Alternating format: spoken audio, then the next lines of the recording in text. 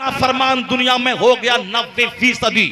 बेटा जोकर, बेटा लोफर, बेटा किसी गैरों के साथ भागने वाला, बेटा अपनी बीवी की गुलामी करके माँ बाप को तड़पाने वाला, ये हमारा अपना किया हुआ है। ये अल्लाह की तरफ से सजा है कि तुमने बेटियों को साइड की हैसियत दे दी, तुमने अपनी बेटियों को किनारे कर दिया, उनकी पैदाइश पे तुमको कोई खुशी हासिल नहीं हुई। इसीलिए अब जिस बेटे पे भरोसा किया था वही बेटा तेरे लिए वबाले जान है। पुलिस आ गई, तेरे बेटे ने चोरी की है, पुलिस दरवाजे पे आ गई, तेरे बेटे ने फला की बेटी को लेके भागा है, पुलिस आ गई, तेरे बेटे ने एटीएम लूटा है, पुलिस आ गई, तुम्हारे बाप ने फला लड़के, तुम्हारे बेटे ने फला को कत्ल कर दिया है। ये अल्लाह की तरफ से अजाब है। जिस बेटे की पैदाइश पे शहनाई बजी थी, मिठाई बटी थी, खूब गांव में हंगामा किया था, वही बेटा तेरी बेइज्जती का जरिया बन गया, तेरी नाक कटने का जरिया बन गया। अब तू कहता है बेटा ना होता तो वही बेहतर था। इसलिए अल्लाह बताता है कि औलाद अल्लाह की नेमत, जो बेटी की बेकदरी करता है उसी बेटी से उसको फायदा पहुंचता है, और जिस बेटे को सब कुछ समझता है उसी बेटे से नुकसान पहुंचता है। इसलिए एतमाद ना बेटा पर, एतमाद ना बेटी पर, एतमाद अल्लाह की जात पे। वमन यतवक्कल अलल्लाह फहुव हस्बुह, जो अल्लाह पे भरोसा करता है अल्लाह उसके लिए काफी हो जाता है। नारे तकबीर, अल्लाहु अकबर, अल्लाहु अकबर, या रसूलल्लाह, या रसूलल्लाह, जिंदाबाद, जिंदाबाद, अल्लाहु अकबर। दुनिया का सारा काम अल्लाह करता है, अल्लाह ही पूरी दुनिया का संचालक है, अल्लाह ही पूरी दुनिया का क्रिएटर है, अल्लाह ही पूरी दुनिया का शासक है, अल्लाह ही पूरी दुनिया का खालिक है। वही इज्जत देता है, वही जलील करता है, ये तो मानना पड़ेगा। ऐसा नहीं कि काफिरों का जुल्म बढ़ गया, मुसलमान गाजा में लाखों की तादाद में शहीद हो गए, हिंदुस्तान में परेशानी है तो अल्लाह नहीं है, ऐसा नहीं है। अल्लाह तबारक व तआला के नजदीक 14 साल 1 सेकंड है। अल्लाह ताला के नजदीक यहूद और नसारा का जुल्म एक जलील कतरी की हैसियत भी नहीं रखता है। अल्लाह तबारक व तआला ये दुनिया आज नहीं बनाया है, आसमान के बने हुए खरबों साल हो गए, इंसानियत की तारीख के हजारों साल हो गए। अल्लाह वो है जो नमरूद को पूरे मिस्र का, इराक का बादशाह बनाना जानता है, और जब घमंड बढ़ जाए तो मामूली मच्छर से तड़पा तड़पा के मारना भी जानता है। अल्लाह वही है जो शद्दाद को इतनी दौलत देना जानता है कि वो अब सोने का महल बना ले, दुनिया भर से हीरे जवाहिरात जमा करके वो अपनी घर में जमीन बना दे। हीरे जवाहिरात की जमीन इस दुनिया में शद्दाद ने बनाई थी, क्योंकि जन्नत की जमीन हीरे जवाहिरात की होगी, इसीलिए शद्दाद ने प्लान बनाया कि कोई जन्नत आखिरत में नहीं, इसी दुनिया में मैं जन्नत बनाऊंगा। उसने सोने चांदी का महल बनाया, उसने जमीन हीरे जवाहिरात की दुनिया भर से ला करके हीरे जवाहिरात की जमीन बनाई। जब सारा महल तैयार हो गया, यह तो सोच रहा था कि अब मैं, जो पैगंबर कहते हैं कि जन्नत है, अल्लाह है, मैं उससे मुकाबला करूंगा कि कौन जन्नत, कैसी जन्नत। वो जन्नत तो मैंने तामीर की है। मगर अल्लाह ताला उसे उस वक्त तक छूट दिया जब तक कि वह खुद साख्ता जन्नत की तामीर न कर ले, वह खुद अपने मन में जन्नत की तामीर न कर ले। इस बीच में मौत नहीं दिया। जब सोने चांदी का घर बन गया, हीरे जवाहिरात की जमीन उन्होंने बना डाली, अब पूरे शानो शौकत के साथ अपनी फौज, अपने चापलूसों की जमात में उस महल में प्रवेश करने जा रहा है, जिसके अपनी जबान में गृह प्रवेश कहते हैं। अब वह गृह प्रवेश करने जा रहा है, इनॉग्रेशन सेरेमनी का सेलिब्रेट कर रहा है, और धूमधाम से अल्लाह के पैगंबर को का मजाक उड़ाने, उन्हें झुठलाने, उन्हें चिढ़ाने के लिए अपने चापलूसों की एक बड़ी तादाद के साथ वो अपनी खुद साख्ता जन्नत में प्रवेश करने जा रहा है। जिस अल्लाह ने उसे छूट दी, उस वक्त तक लंबी छूट दी जब तक कि वह खुद साख्ता जन्नत न बना ले, मौत नहीं दिया। लेकिन अपने मन में घमंड के साथ जब उस महल में प्रवेश करने के लिए चला, रास्ते में अल्लाह का अजाब आया वो अजाब आमदी की सूरत में कि शद्दाद जिल्लत के साथ उस घर में घुसने से पहले पूरी मौत मारा गया, उसका लश्कर तबाह हो गया, उसका गुरूर टूट गया। इसलिए ए मुसलमान, तू अगर कुरान नहीं पढ़ता है तो तेरा ईमान कमजोर हो गया है, अपने बच्चों को अल्लाह की बात नहीं बताता है, मुस्तफा की बात नहीं सिखाता है, इसीलिए तेरे बच्चे दुनिया में इज्जत पाने के लिए, जिंदा रहने के लिए काफिरों का झोला ढोने पर मजबूर हो रहा है, उनका तमाशा देखने पर, उनका तलवा चाटने पर मजबूर हो रहा है। हिंदुस्तान में रहना है तो उनकी बोली बोलनी होगी, इसीलिए उनकी बोली बोलने पर मजबूर है। यह कसूर तुम्हारा है कि तुमने अपने बेटे को अल्लाह की बात नहीं सिखाई, तुमने इसे कुरान नहीं सिखाया, तुमने इसे मुस्तफा की हदीस नहीं सिखाई। और 2 रोटी खाने कमाने के लिए स्कूल की शिक्षा तो दे दिया, मगर खरबों साल जिस जन्नत में रहना है उस आखिरत और जन्नत की फिक्र तुमने अपने बच्चों को नहीं दी। दुनिया में अगर मैं 25 साल तक पढ़ के डीएम बन जाऊं तो नौकरी करूंगा 30 साल तक, 60 साल के बाद रिटायरमेंट लेके घर में बैठ जाऊंगा, फिर मौत का इंतजार करूंगा, 100 साल के अंदर ही मर के 2 गज जमीन के अंदर सूती का सफेद कफन पहन के चला जाऊंगा। चाहे 30 साल मेहनत करके डीएम बन जाऊं या किराए के घर में रह जाऊं, अंजाम आखिर वह 2 गज जमीन, सूती का कफन। और पति भी वह 50 लाख का कफन नहीं पहनता, वही सूती का सफेद रंग का कफन पहन के 2 गज जमीन में जाता है। और एक मजदूरी करने वाला वो भी सूती का कफन पहनकर सफेद कलर का 2 गज जमीन के अंदर जाता है। अंजाम दोनों का एक जैसा है। तो फिर यह दुनिया में 2 रोटी खाने के लिए, डीएम बनाने के लिए करोड़ों खर्चा करना, डॉक्टर बनाने के लिए अरबों खर्चा करना, और साथ मकान बनाने के पीछे सारी एनर्जी लॉस कर देना, मरने के बाद जहां जाना है वहां का एक दिन 50,000 साल के बराबर होगा। उसकी बात तो बच्चों को बताया नहीं, इसीलिए बच्चे चाहते हैं दुनिया ही में नौकरी मिले, यहाँ मकान मिले, यहाँ लग्जरियस लाइफ मिले, यहाँ अच्छी खूबसूरत सी गुड़िया जैसी दुल्हन मिले, मुसलमान ना मिले तो कोई चमार की बेटी मिल जाए, चाहे जो भी हो, एंजॉय करना है। और फिर एंजॉय करने के बाद 2 बच्चा पैदा करने के बाद मर जाना है। मरने के बाद कहां जाना है? उसी अल्लाह के पास जहां का एक दिन 50,000 साल के बराबर होगा। अकलमंद है वह बाप जो डॉक्टर भी बनाए, जन्नती भी बनाए, मास्टर भी बनाए, जन्नती भी बनाए, दारोगा भी बनाए, जन्नती भी बनाए, उसे डीएम भी बनाए, जन्नती भी बनाए, प्रोफेसर भी बनाए, जन्नती बनाए। अगर प्रोफेसर नहीं बना, जन्नती बन गया तो दुनिया में अच्छी जिंदगी नहीं मिली, कम से कम खरबों साल की जन्नत तो मिल जाएगी। लेकिन अगर डीएम बन गया, प्रोफेसर बन गया, पुलिस में चला गया, अरबपति बन गया और जन्नती नहीं बन पाया तो वो उससे बड़ा खसारे और घाटे में कोई नहीं है। दुनिया के 60 साल के बाद अब वह खरबों साल की आग उसके मुकद्दर में होगी। तो अकलमंदी का तकाजा है कि दुनिया भी मिले, आखिरत भी मिले। और अगर दुनिया नहीं मिली, अगर आखिरत मिली तो भी सबसे बड़ा प्लस पॉइंट हाथ में है। अगर दुनिया मिल भी गई तो 50-100 साल, अगर जन्नत मिल गई तो फिर वो सबसे बड़ा मुकद्दर का सिकंदर कोई नहीं है कि 5 दिन की नेमत नहीं, 50 खरब साल की नेमत उसके हाथ में। वाह वाह वाह वाह, सुभान अल्लाह, नारे तकबीर, नारे रिसालत, वाह वाह वाह वाह, सुभान अल्लाह, सुभान अल्लाह। अकलमंद है वह मां जो अपने बच्चों की जन्नत की फिक्र करे। अकलमंद है वह बाप जो अपनी औलाद के लिए जन्नत की फिक्र करे कि दुनिया तो चाहे चपरासी बनकर रहे कि डीएम बनकर रहे, 60-70 साल तो गुजर ही जाने हैं, लेकिन जहां मरने के बाद जाना है आखिरत, जहां का एक दिन 50,000 साल के बराबर होगा। अकलमंद है वह मां जो अपने बच्चे को हमेशा जन्नत की बात उनके सामने करे।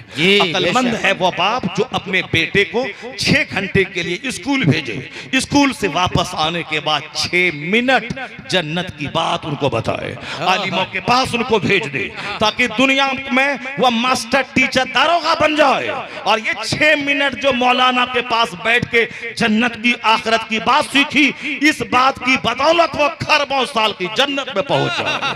अगर दुनिया मिली, उकबा नहीं मिला तो उस सबसे खसारे और घाटे में है। इसलिए काफिरों के नाचने और गाने से तुम नर्वस मत होना। इनके महल बनाने, हमें डिटेंशन कैंप में डालने, हमें जलील करने का प्लान बनाने, कानून बदलने, हमें मारने, घर को जलाने का प्लान बना रहा है, उससे नर्वस कभी मत होना और ये मत कहना कि इस्लाम खतरे में आ गया। इस्लाम न कभी खतरे में था, न आज है, न कयामत तक रहेगा। इसलिए कि अल्लाह का मद्दे मुकाबिल कोई दूसरा अल्लाह है नहीं, तो अल्लाह को किसी से कोई खतरा नहीं है। अल्लाह को जब किसी से कोई खतरा नहीं है तो अल्लाह के दीन इस्लाम को भी किसी से कोई खतरा नहीं है। तो इसलिए इस्लाम के ताल्लुक से ज्यादा फिक्र मत करना, अपने ताल्लुक से फिक्र करना कि मेरे मरने के बाद मेरा क्या होगा, आखिरत में मेरा क्या होगा, मेरी औलाद का क्या होगा। तो वरना अल्लाह ताला इसी दुनिया में सब बता देता है कि हमने तो छोड़ दी शद्दाद को, लेकिन जब मैंने पकड़ा तो उसके अपने बनाए हुए घर में घुसने तक नहीं दिया। अल्लाह ने फिरौन को सल्तनत दी, 400 साल की लंबी उम्र दी। आज 400 साल कोई नहीं जीता है, लंबी उम्र किसी को नहीं मिलती 400 साल की, मगर अल्लाह ने 400 साल की लंबी उम्र फिरौन को दिया। लेकिन जब फिरौन का गुरूर बढ़ता चला गया, फिरौन का घमंड बढ़ता चला गया, तो अल्लाह तबारक व तआला क्या किया, जब वह मूसा अलैहिस्सलाम के कत्ल का प्लान बनाया, अपने मानने वालों के साथ उनका पीछा किया, तो अल्लाह ने जनाबे मूसा कलीमुल्लाह को तो समंदर में रास्ता निकाल कर समंदर पार ले गया। लेकिन जब फिरौन पीछा करता हुआ आया कि जनाबे मूसा जो हमको समझाते हैं कि जन्नत की बात, आखिरत की बात, अल्लाह की बात, कि मैं रसूल बन के आया हूं, कौन सुनता है इस जमाने में वह बात, वही बात जो कल फिरौन ने कही थी। कौन जन्नत की बात सुनता है, कौन आखिरत की बात सुनता है, कौन नमाज रोजी की बात सुनता है जो आजकल लोग कह रहे हैं। कोई नेता आ गया, झूठ बोला, सारा गांव जमा हो गया, 1 लाख का मजमा जमा हो गया। नेता बोला मैं सोने की सड़क बना दूंगा, मैं सोने का महल बना दूंगा, मैं हर घर में पानी की टैंकी बना दूंगा, हर गांव में एयरपोर्ट बना दूंगा। उसके झूठ सुनने के लिए 1 लाख लोग जमा हो गए। लेकिन जो कोई जन्नत की बात बोलने आया है, आखिरत की बात बोलने आया है, दोनों जहान की कामयाबी की बात बोलने आया है, यहाँ चंद बच्चे बैठे हैं, यहाँ चंद कम पढ़े लिखे लोग बैठे हैं और यहाँ बैठने को बोझ समझ रहे हैं कि जल्दी से फुर्सत मिले कि जाके घर जाके सो जाए। वहां झूठ सुनने के लिए 1 लाख का मजमा जमा हो गया और यहाँ सच सुनने के लिए लोगों को अपने घर से इस जन्नती महफिल में आने में बोझ महसूस हो रहा है। इसलिए दुनिया वालों को झूठ पसंद है, झूठों को झूठ पसंद है, गंदों को गंदगी पसंद है, खबीसों को खबासत पसंद है, पाखाने के कीड़े को गिलासत पसंद है, गुलाब के भौरे को खुशबू पसंद है। तो उस पर तरस मत खा जो इस जन्नती महफिल में नहीं आया, बल्कि अपनी तकदीर पर नाज कर कि हमें गुलाब का फूल मुबारक हो और पाखाने के कीड़े को उसे गिलासत मुबारक हो। जो जिस तरह की महफिलों में रहने का आदी होता है और जो जिस तरह की सोच का हामिल होता है, वो अपनी महफिल अपना अपना महवर तलाश कर लेता है। आज दुनिया में चूंकि गंदे ज्यादा है, झूठे ज्यादा है, गलीज ज्यादा है, अय्यास ज्यादा है, शराबी ज्यादा है, दुनियादार ज्यादा है, इसीलिए उसको आखिरत की बात अच्छी नहीं लगती, जन्नत की बात अच्छी नहीं लगती। अक्लमंद है वो माँ बाप जो अपने बच्चों की घुट्टी में पहले दिन से आखिरत और जन्नत, अल्लाह रसूल की मोहब्बत पिला दे, ताकि बच्चा किराए के घर में रहे मगर ईमान सलामत रहे, तकवा सलामत रहे, नमाज सलामत रहे, रोजा सलामत रहे, अल्लाह राजी रहे, रसूलुल्लाह राजी रहे। दुनिया के 100 साल 1 सेकंड तो जैसे तैसे गुजर ही जाएंगे। असल इज्जत आखिरत की, असल इस नेमत जन्नत की। अगर जन्नत आखिरत की नेमत मिल गई, वह बाप भी मुकद्दर का धनी है, वह औलाद भी मुकद्दर का धनी है। जिंदाबाद, नारे तकबीर, नारे तकबीर, नारे रिसालत, नारे रिसालत, मसलके आला हजरत, मसलके आला हजरत खलीफे हुजूर ताजुश शरिया अल्लामा डॉक्टर शहरयार रजा कादरी। अभी बेयकीनी की फैजा कायम हो गई है, यकीन उठता जा रहा है, यकीन कमजोर होता जा रहा है। जन्नत है कि नहीं, आखिरत है कि नहीं, ये ईमान आदमी का कमजोर हो रहा है। यही वजह है कि पहले गुर्बत में जब इबादत सलामत थी तो चेहरा खिलता था, मोहब्बत थी समाज में, सिंपैथी समाज में थी। ईद के दिन ऐसा लगता था कि आज जैसे जीवन में क्रांति पैदा हो गई हो। लेकिन आज दौलतें बढ़ गई, घमंड ने सबको तनहा बना दिया, कोई किसी के घर नहीं जा रहा है, दौलतें बढ़ गई, मुरव्वत खत्म हो गई, दौलतें बढ़ गई, मोहब्बत खत्म हो गई। दौलतें बढ़ गई, आपसी हमदर्दी खत्म हो गई। मोहब्बतें बढ़ गई, दस्तरखान पे अमीर गरीब मिलके जो बैठ के खाते थे वो रंग फीका पड़ गया।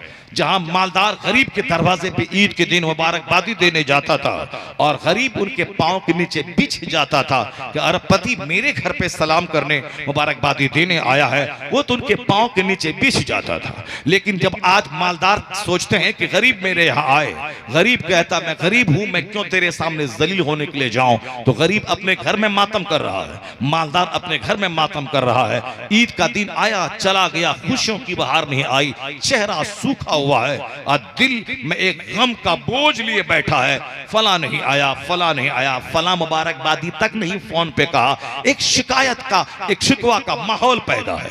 फलाने नहीं फोन किया, इसने अपनी तरफ से फोन नहीं किया और उनके फोन नहीं आने पे या 10 आदमी के पास शिकवा और शिकायत कर रहा है। जब तुम अपनी तरफ से फोन नहीं किया तो उनके फोन नहीं आने पे शिकायत क्यों कर रहा है? उनके फोन नहीं आने पे तुम मुंह क्यों फुला रहा है? क्यों दूसरे के सामने गीबत कर रहा है? हाँ तुमने किया, उसने नहीं किया, तो फिर तुम ये कहोगे चलो उसका काम था करना नहीं किया मगर मैंने तो अपना काम कर लिया। वहां कोई शिकवा ना होगा। यहाँ अपनी तरफ से उसे मुबारकबादी भी नहीं देना और वो अगर मुबारकबादी नहीं दे उसकी शिकायत भी 10 आदमी से करना है। ऐसे मोहब्बत कायम नहीं होती है, ऐसे मुसीबतें बढ़ती हैं, ऐसे दुश्मनी बढ़ती है, ऐसे में डिस्टेंस बढ़ता है। इस्लाम ने सिखाया है वह सलाम नहीं करे मगर तुम उसे सलाम करो, वह तेरे पास नहीं आए मगर तुम उनके पास जाओ, वह गिफ्ट नहीं भेजे मगर तुम उनको गिफ्ट भेजो। अपनी तरफ से पहल कर। अगर तूने पहल किया सलाम में तो 90 नेकियां तुझको मिलेंगी सलाम करने वाले को, और जो जवाब देगा उसको 10 नेकी मिलेगी। क्योंकि सलाम करने वाला घमंड से पाक है, दूसरों के घर जाने वाला गुरूर से पाक है, दूसरों से मुसाफा करने वाला कीने से पाक है। जो पहल कर शिकायत की पोटली बांध के मत रख कि वो नहीं आया, वह फोन नहीं किया। अगर मोहब्बत की महफिल सजानी है, मोहब्बत का समाज बनाना है तो शिकवा को मिट्टी के नीचे दफन कर दे, शिकायत को पांव के नीचे रौंद दे, दूसरों की गीबत, दूसरों की शिकायत उसको पांव के नीचे दफन कर दे। अपना अखलाक का दामन हाथ से कभी मत जाने दे। सलाम में पहल कर, तोहफा देने में पहल कर, उनसे मुलाकात में पहल कर। अगर वह गुंडों का समाज होगा, सुन्नत पे अमल की वजह से वलियों के समाज में तब्दील हो जाएगा। जन्नती समाज बनने का नुस्खा वही है जो मुस्तफा का दिया हुआ है। लोग यहाँ आज गीबत के समाज में जी रहे हैं, लोग शिकायत के समाज में जी रहे हैं, दूसरों की पीठ पीछे बुराई, आज शिकायत की वो नहीं आया, वो सलाम नहीं किया। ये सारी बातें इसीलिए हैं कि बंदा उम्मीद लेके बैठा है, अपनी जो जिम्मेदारी है उससे भागना चाह रहा है। नहीं होगा ऐसा। अल्लाह तबारक व तआला आज सेहत छीन लिया है क्योंकि अल्लाह की इस दुनिया को लोगों ने गुनाहों से भर दिया है। अल्लाह रब्बुल इज्जत आज दुनिया से सच्ची खुशी छीन लिया है क्योंकि लोगों को माल चाहिए, दौलत चाहिए, उस दौलत की हवस में मारे मारे फिर रहा है। खाने काबा का तवाफ भी करता है तो दुनिया चाहिए, गुंबद खजरा के सामने दुआ भी करता है तो दुनिया चाहिए, और माह रमजान में तहज्जुद में दुआ भी करता है तो दुनिया चाहिए, इफ्तार के टाइम में दुआ भी करता है तो दुनिया चाहिए। अच्छा, इसे दुनिया चाहिए यानी दुनिया में माल चाहिए, अच्छा मकान चाहिए, अच्छी गाड़ी चाहिए, इसे खूबसूरत दामाद चाहिए, दुनिया ही चाहिए तो ले लो, दुनिया ले लो, मकान ले लो, जमीन ले लो, दुकान ले लो, दामाद ले लो, बेटा ले लो। लेकिन ये सारी चीजों की मौजूदगी में अल्लाह ने सुकून को छीन लिया, नेमतों को छीन लिया। जब नेमतों को छीना है अल्लाह, तब दुनिया के लोग परेशान है। ए सुकून तू कहां है? ए चैन तू कहां है? ए पीस तू कहां है? ए हैप्पीनेस तू कहां है? ए हेल्थ तू कहां है? ए सच्ची फरहत तू कहां है? मकान आया खुशी कहां गई? गाड़ी आई खुशी कहां गई? बेटों को मुलाजमत हुई खुशी कहां गई? ईद के दिन कर्जा लेके जबरदस्त शानदार कपड़ा पहना मगर खुशी चेहरे का की हरियाली कहां गई? पता चला कि तुमने अल्लाह से खुशी कब मांगी थी? तुमने तो पैसा मांगा था, तुमने तो मकान मांगा था, तुमने तो दौलत मांगी थी, तुमने तो जमींदारी मांगी थी, ये सारी नेमत मिल गई, खुशी तुमने कहां मांगी थी? तो अगर तुमको खुशी चाहिए तो माल में खुशी नहीं है, दौलत में खुशी नहीं है, मकान में खुशी नहीं है, गाड़ी में खुशी नहीं है, सोफा में खुशी नहीं है, स्कॉर्पियो में खुशी नहीं है, इनोवा में खुशी नहीं है, फॉर्च्यूनर में खुशी नहीं है। खुशी है कहां? अला बिज़िक्रिल्लाह तत्मइन्नुल कुलूब। खुशी वहां है जहां सजदा है, खुशी वहां है जहां रियाजत है, खुशी वहां है जहां अल्लाह का जिक्र है, खुशी वहां है जहां दुनिया रहे ना रहे आखिरत और जन्नत सलामत है। आप बात कीजिए उनसे और सुभान अल्लाह कहते रहिए। क्यों गप कर रहे हैं उनसे? हाँ, अच्छा ठीक है, अच्छा चलिए ठीक है। अला बिज़िक्रिल्लाह तत्मइन्नुल कुलूब। अल्लाह कहता है खुशी तो मेरी याद में है, खुशी मेरे जिक्र में है, खुशी इबादत और रियाजत में है। इससे हट के बंदा खुशी तलाश कर रहा है। आज लोग आते हैं कहते हैं हुजूर कोई वजीफा बता दीजिए कि कोई तावीज दिए कि माल बढ़ जाए। मैं कहता हूं कि तावीज दूंगा तो 2-4-10 दिन उसका असर रहेगा। एक ऐसा काम करो जिसका असर हमेशा रहे। कहा हुजूर वो काम कर दीजिए, तो मैं कहता हूं कि वो तावीज नहीं लिख दूंगा। एक वजीफा है छोटा सा, 5 नमाज के बाद 200 बार पढ़ लिया करना और देखना कि दौलत कहां से बरसती है और किस तरह सच्ची खुशी घर में आती है।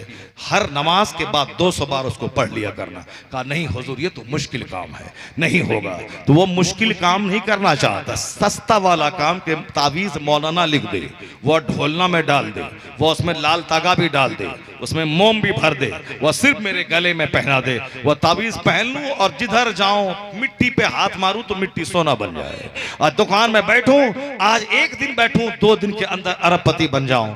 ऐसा नहीं होता है इस दुनिया में।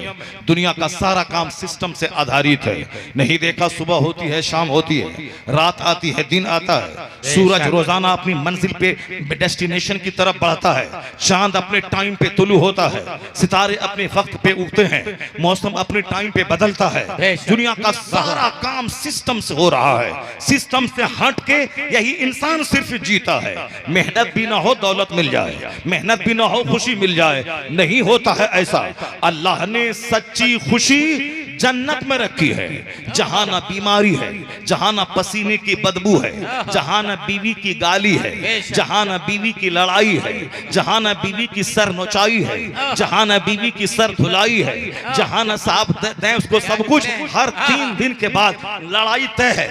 1 करोड़ रुपए का जेवर आज मैं दे दूं, लेकिन वह 3 दिन ठीक रहती है और 3 दिन के बाद फिर अपना रंग बदलती है, फिर वही लड़ाई है, फिर वही सर नोचाई है। तो दुनिया में सच्ची खुशी उस वक्त नहीं मिलेगी जब तक यह शौहर बेचारा सब्र न करे, यह शौहर अपना सीना चौड़ा न करे, यह शौहर अपनी जबान खामोश न कर ले। ये कमजोर है, जितना बोलना है बोल ले, यह नाकिसुल अक्ल है, जितना बोलना है बोल ले, मगर मैं नहीं बोलूंगा, मगर मैं सिर्फ तुम्हें हिदायत दूंगा कि तुम ठीक से रहो, शौहर की कद्र करो। अगर एक बोली तो लतम जुतम तय है, तलाक तय है, तकरार तय है, लड़ाई तय है। वो तो अल्लाह ने मर्दों को चौड़ा सीना दिया है कि इस सीने में गाली भी समा जाती है, इस सीने में गुस्सा भी समा जाता है, इस सीने में घर से भागने की धमकी भी समा जाती है। इसीलिए घर आबाद है, बाल बच्चे आबाद हैं। यानी जिसके जिसके घर में रहना है, जिसका पैसा पर्स में है, जिसके पैसे से सारा मेकअप है, जिसकी वजह से सारी बहार है, अगर शौहर मर जाए तो मैं विधवा हो जाऊं, उसकी जिंदगी से मेरा सुहाग सलामत है। तो जिसकी वजह से सुहाग सलामत है, जिसकी वजह से पर्स का पैसा सलामत है, जिसकी वजह से 10 जोड़ा सलामत है, जिसकी वजह से साहब ये हरियाली सलामत है, तो सबसे ज्यादा लड़ाई उसी से है जिससे सुहाग सलामत है, जिससे हरियाली सलामत है, जिससे सब कुछ सलामत है।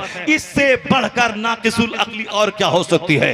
यहां तो बंदा एक पान किसी को खिला देता है तो जब तक नजर पड़े सैल्यूट दागता है। बंदा साहब थावे में मिठाई खिला दे तो जब नजर पड़ती है मौला मोनाजिर पे, अरे भाई तेरा शुक्रिया, तूने जबरदस्त मिठाई खिला दी, मुश्ताक भाई आपने बड़ी जबरदस्त आपने मिठाई खिला दी। तो एक मिठाई खिलाई पड़क गया तो अब उसके लिए शुक्रिया अदा करना है। लेकिन सुबह जो नाश्ता जिसके जिसके घर पे खाती है, दोपहर का खाना जहां खाती है, रात का खाना जहां खाती है, जिसका पैसा उसके पास है, जिसके घर में रानी बन के है, सारी लड़ाई उसी से है, सारा झगड़ा उसी से है। वो तो अल्लाह ने मर्द को डबल ताकत दिया है, सारा झगड़ा समा जाता है। एक मुस्कुराहट से घर की सारी तलखी मोहब्बत में बदल जाती है, मोहब्बत में बदल जाती है। वो तो ये मर्द के चौड़े सीने का कमाल है, वरना रोजाना लड़ाई, रोजाना झगड़ा, रोजाना जंग और तकरार हो, तलाक पे सारा रिश्ता टूट जाए। और उधर भी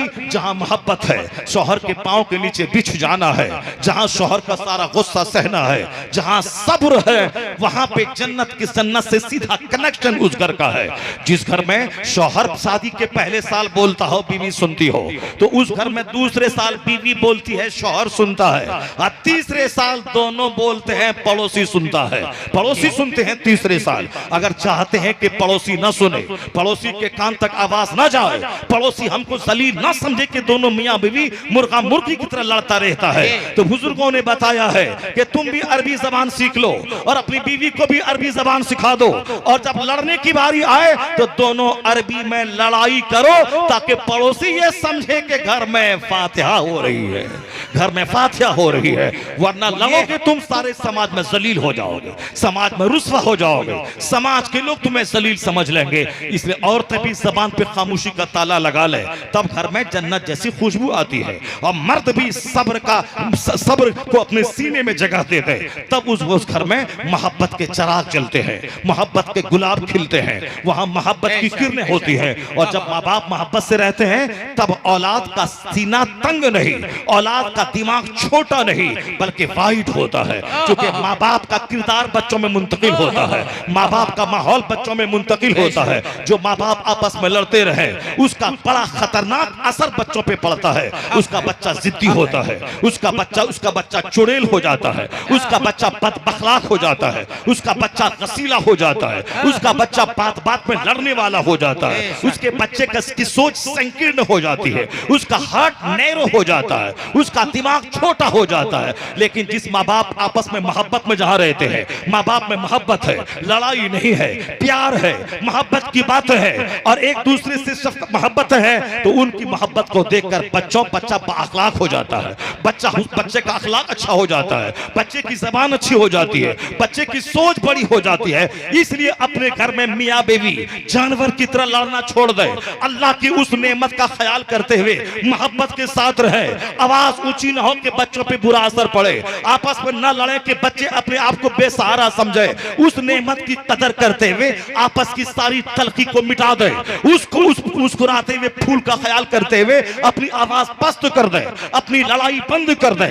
अगर सख्त जरूरत हो बहस करने की, तो दरवाजा बंद करके बच्चों से छुप के आपस में बहस करे, बच्चों के सामने न लड़े। अगर चाहते हैं कि मेरा बच्चा कुतुब बने, मेरा बच्चा अब्दाल बने, मेरा बच्चा मुहद्दिस बने, मेरा बच्चा मुफस्सिर बने, तो माँ बाप को इंपॉर्टेंट रोल प्ले करना होगा। इसलिए कि जब माँ फातिमा थी और बाप अली था, तो बेटा जोकर नहीं, कयामत तक के मुसलमानों का सरदार शहीद आजम बन के दुनिया में उभरा। नारे तकबीर, नारे रिसालत, किरदारे मुस्तफा, किरदारे मुस्तफा, खलीफे ताजुश शरिया, नारे तकबीर, नारे रिसालत। ऐसा नहीं होता है कि हम जाएं पूरब और पहुंच जाएं काबा। तू बकाबा नरसी ए एराबी की रह के मी रवि तुर्किस्तान अस्त।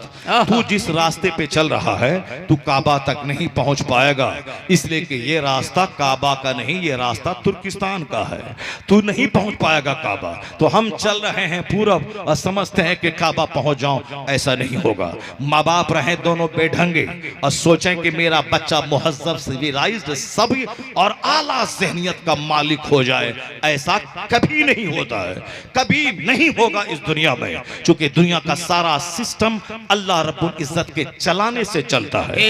अल्लाह रब्बुल इज्जत इस दुनिया को इतना गहरा संबंध बना दिया है एक दूसरे से कि उस दुनिया की गहराई पे गौर करेंगे तो आपको चौंक के कहना पड़ेगा, अल्लाह अकबर, अल्लाह सबसे बड़ा है, चौंकना पड़ेगा। एक वैज्ञानिक मेगाटे टेजासन जब उसने गौर व फिक्र की, उसे रहा नहीं गया, सारी दुनिया को गवाह बनाकर मुस्तफा का गुलाम बन गया। जबान से कलमा पढ़ लिया, मोमिन बन गया। चूंकि उन्होंने गौर व फिक्र किया है। मुसलमान गौर व फिक्र करना छोड़ दिया। मुसलमानों को अब सिर्फ गाली आती है, मुसलमानों को अब सिर्फ गुस्सा आता है। मुसलमान सिर्फ अचानक किसी करिश्मा का इंतजार करता है। वह करिश्मा कि चाहे हम जैसे जिए, अल्लाह चाहेगा तो मेरे बच्चे को डीएम बना देगा। ऐसा नहीं होता है। कुदरत का कानून है कि तुम घर से बाहर निकलो और धान का पौधा लगाओ, उसमें पानी डालो, उसमें उसके घास उखाड़ो। जब तुमने मेहनत की तब उसमें धान की बालियां हम पैदा कर देंगे। तुम एक धान डाल खेत में हम 700 दाना उसमें पैदा कर देंगे। मगर तुमको एक दाना डालना होगा, एक दाना डालना होगा। तुम एक गेहूं खेत में डालो, खेत की जुताई करो, एक गेहूं डालो, तुम एक डालोगे हम 700 दाने तुझको अता कर देंगे। तुम एक मकई डाल और हम उससे 500 मकई का दाना तुझको दे देंगे। मगर एक तो डालना होगा, कदम तो बढ़ाना होगा, तुम्हें आगे बढ़ के मेहनत करनी होगी। दुनिया का सारा काम इसी सिस्टम पे आधारित है। उस सिस्टम के ताल्लुक से बस एक बात मैं कुरान शरीफ से ही आपको कहता हूं, जरा उसको गौर से आप सुनिएगा कि सिस्टम कहां से कहां रिलेटेड होता है, कहां की रोजी कहां पहुंचती है, कहां की बीमारी कहां पहुंचती है, कहां का हुस्न अमल कहां पहुंचता है, कहां माँ बाप का तकवा, माँ बाप की परहेजगारी बच्चों को कई 100 साल के बाद मिलती है। क्योंकि दुनिया का संचालक तो अल्लाह है, वह हर स्याह सफेद को जानता है। वह हमारी जबान से ज्यादा हमारे दिल को देखता है, वह हमारी जबान से ज्यादा हमारी सोच को देखता है। इन्नल्लाह ला यंजुरु इला सुवरिकुम व अमवालिकुम वलाकिन यंजुरु इला कुलूबिकुम व अमालिकुम। आया है हदीस पाक में, Allah does not see your face. अल्लाह तुम्हारे चेहरे को नहीं देखता कि हाउ आर यू ब्यूटीफुल, तुम कितने खूबसूरत हो, but Allah sees your heart, Allah sees your intention, Allah sees your deeds, Allah sees your action. अल्लाह तुम्हारे एक्टिविटीज को देखता है, अल्लाह तुम्हारे वर्क को देखता है, अल्लाह तुम्हारे डीड्स को देखता है, अल्लाह तुम्हारे एक्शन को देखता है, अल्लाह तुम्हारे इंटेंशन जो तेरे दिमाग में नीयत और इरादा है उसको देखता है। तुम्हारी जबान नहीं देखता कि जबान से क्या बोल रहा है, दिल में क्या है, दिमाग में क्या चल रहा है, उसको देखता है।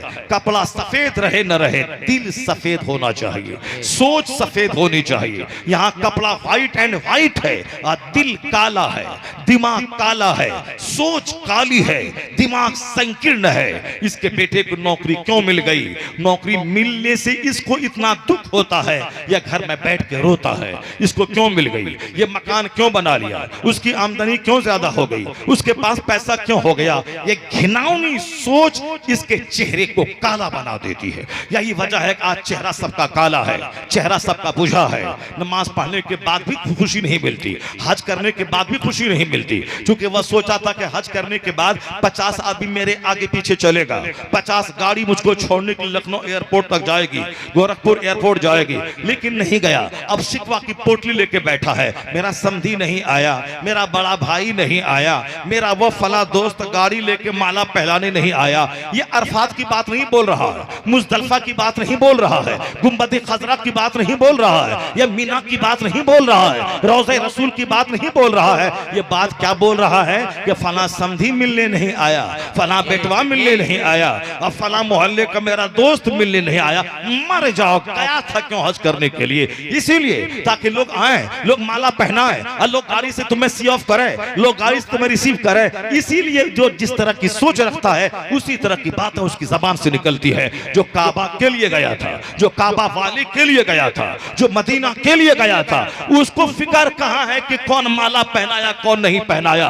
ये तो काबा के जलवे में मस्त है, ये तो गुंबद खजरा की हरियाली में मस्त है, ये तो मुस्तल्फा और अरफात की ज़ियारत में मस्त है। ये तो इतना बड़ा काम जिंदगी में हुआ, कहां मैं कहां मदीना, ये उसमें मस्त है। ये शिकायत क्या करेगा? सारी शिकायतों को भूल कर ये सारे रिश्तेदारों को माफ करेगा और बोलेगा तुम आओ या ना आओ, मैंने तेरे लिए बख्शिश की दुआ की है, मैंने मदीने का अतर लाया है, मैंने मदीने से मक्का से ज़मज़म लाया है, उसे पियो। अल्लाह करे कि तुम भी मक्का की ज़ियारत से शर्मिया हो जाओ।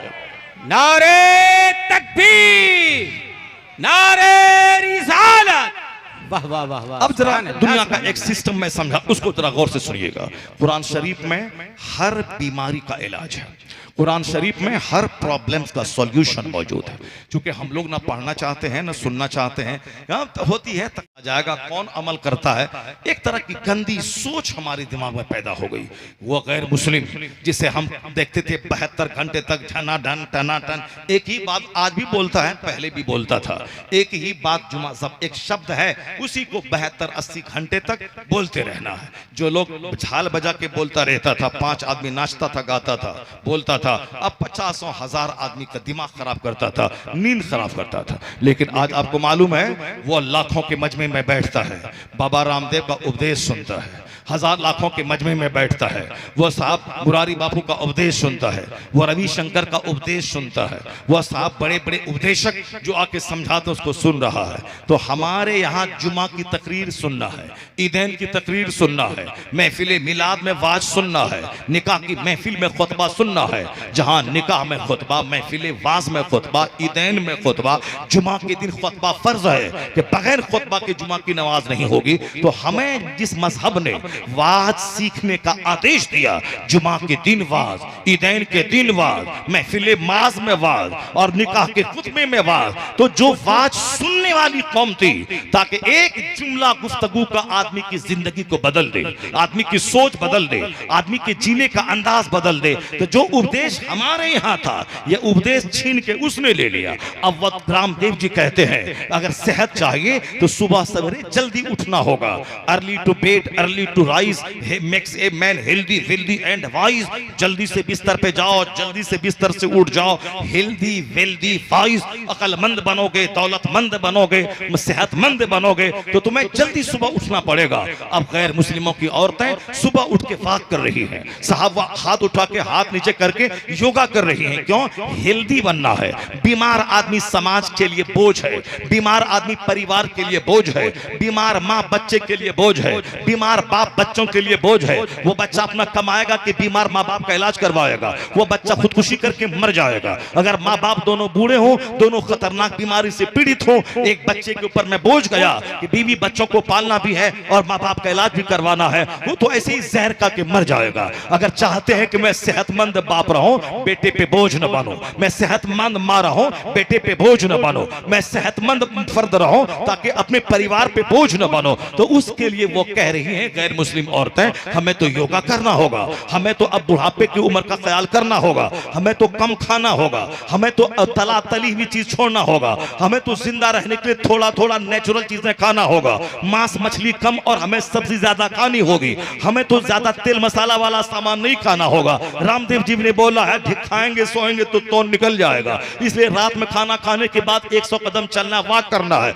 सुबह सवेरे उठने के बाद वॉक करना है। उसे हेल्थ चाहिए। अब वह 4 बजे सुबह उठ रही है, उसके नौजवान भी उठ रहे हैं, उसके बूढ़े भी उठ रहे हैं, उसके जवान भी उठ रहे हैं, उसके अधेड़ भी उठ रहे हैं। लेकिन एक कौम मुस्लिम जिस पॉइंट पे नजर आज वैज्ञानिकों की गई है, आज साहब योगा के शिक्षकों की गई है, जिस पॉइंट पे नजर आज रामदेव की गई है, क्या तुमने कभी सोचा हमारे पैगंबर ने 1400 साल पहले कहा था कि दुनिया में आए हो तुम्हें जन्नत जाना है, उसके लिए 5 वक्त नमाज पढ़ना ताकि तुम हेल्दी वेल्दी और सेहतमंद रहो। ईशा की नमाज पढ़ने के बाद सो जाओ 8 घंटे, उसके बाद फजर में दिन निकलने से पहले उठ जाना। जिस वक्त की एक हवा करोड़ों रुपए की दवा से बेहतर होती है, आज का दानिश्वर कह रहा है तुम उस हवाओं को अपने बदन पे लगने दे। वह जन्नती हवा अपने घर से निकल, औरतें घर से उठ बिस्तर से उठ जाए, वह नहाए धोए वजू करे, उसके बाद मसल्ले पे खड़ी हो जाए, मर्द उठे पाकी हासिल करे और मस्जिद चला जाए। वह घर से मस्जिद जब जाएगा जन्नती हवा बदन को लगेगी, जो करोड़ों रुपए की दवा से बेहतर है वो जन्नती हवा। वो जाके सजदा करेगा, सर को सजदे में झुकाएगा, हाथ उठाएगा और बैठेगा। 4 रकात नमाज जब वो अटेंटिवली तवज्जो से पढ़ेगा तो फिर क्या होगा? जन्नत वहां मिलेगी, सेहत यहां मिलेगी, आला सोच यहां मिलेगी। तो जहां रामदेव ने सुबह उठने का, सेहतमंद रहने का टिप्स बताया है, वही मेरे पैगंबर ने 1500 साल पहले जन्नत जाने का नुस्खा भी बताया है और सेहतमंद रहने का नुस्खा भी बताया है। सुभान अल्लाह, सुभान अल्लाह, वाह वाह वाह वाह। लेकिन हम नहीं मानते, इसलिए नहीं मानते कि मौलवी साहब समझा रहा है या 2 टका इसको चाहिए इसीलिए बोल रहा है। हमारी नजर टाका टाका टक टाका पे चली गई। हमने नहीं देखा कि इसका फायदा क्या है। दुनिया में जब सारा काम टाका से चल रहा है, मस्जिद की तामीर में टाका, मस्जिद के लाइट में टाका, मस्जिद के माइक में टाका, तो फिर जब लाइट और माइक और बिल्डिंग और वजू खाना और सब चटाई सब में टाका लगा है, तो मीनार रहे, एसी रहे, वजू खाना रहे, बाथरूम रहे, चटाई रहे, कालीन रहे, मस्जिद 50 करोड़ की रहे, इमाम न रहे, नमाज पढ़ाने वाला न रहे, अजान देने वाला मौज़िन न रहे, तो वह चटाई किस काम की, वह मस्जिद की दीवार किस काम की, वह 50 करोड़ की मीनार किस काम के। तो मीनार में करोड़ों रुपए लगे, उसका कोई दर्द नहीं है, मगर मौज़िन को तनख्वाह 15,000 देने में सीना दुखने लगता है, इमाम को रुपया देने में सीने में दर्द होने लगता है। इसका मतलब है सोच घटिया हो गई। अब बोलने लगा क्या टाका से दिन चलेगा, तो फिर 50 करोड़ की मस्जिद बनाने से क्या फायदा है। मस्जिद बनाने का मतलब है नमाज, नमाजी न रहे तो मस्जिद बेकार है, मस्जिद मिट्टी की रहे, और नमाजी अगर पुख्ता है वह मस्जिद संगे मरमर से बेहतर है। मस्जिद है संगे मरमर की, नमाजी नहीं है, वह मस्जिद बद्दुआ करती है, सारे समाज पे कहर नाजिल होगा, क्योंकि मस्जिद को खुशी नमाजियों से होती है। वह मस्जिद दुआ करती है, जिस मस्जिद का पेट भरा रहता है। यहाँ तो मस्जिदों पे घमंड करना है, इज्जत का इशू बना देना है, और मस्जिद जिस काम के लिए है उस काम पे खर्च नहीं करना है।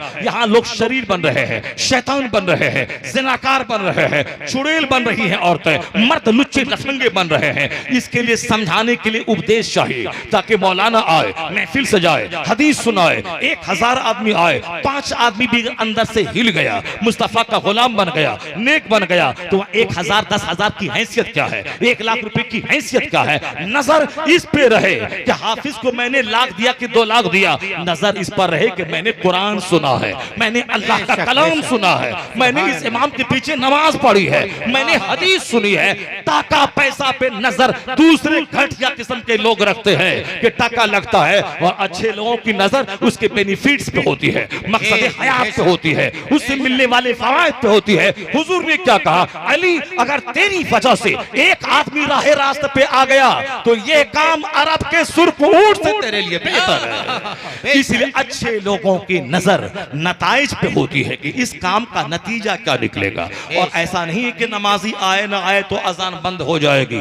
जुमा की तकरीर के बाद नमाजी न बने तो तकरीर से क्या फायदा है, नमाजी नहीं आए तो अजान से क्या फायदा है। नमाजी आए या ना आए अजान कयामत तक होती रहेगी, लोग सुने ना सुने जुमा का खुतबा कयामत तक होता रहेगा। इसलिए एक आदमी भी अगर नमाजी नहीं बने उससे कुछ नहीं होगा। नमाजी बनना और है, वाज होता रहेगा, खिताबत होती रहेगी, अजान होती रहेगी, जुमा की नमाज होती रहेगी। ये अपना मुकद्दर है कि अजान सुने, नमाज पढ़े, दुनिया भी सजाए, आखिरत भी सजाने की कोशिश करता रहे।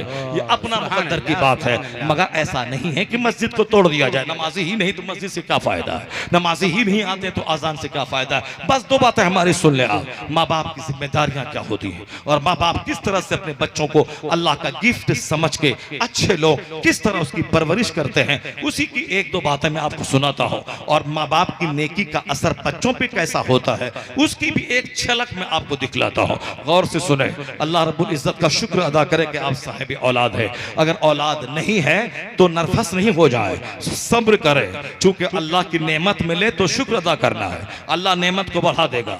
अगर अल्लाह नेमत नहीं दे, आजमाइश में डाल दे, तकलीफ दे, तकलीफ में डाल के आजमाए, तो उसके बारे में आया है कि बंदा वहां सब्र करे।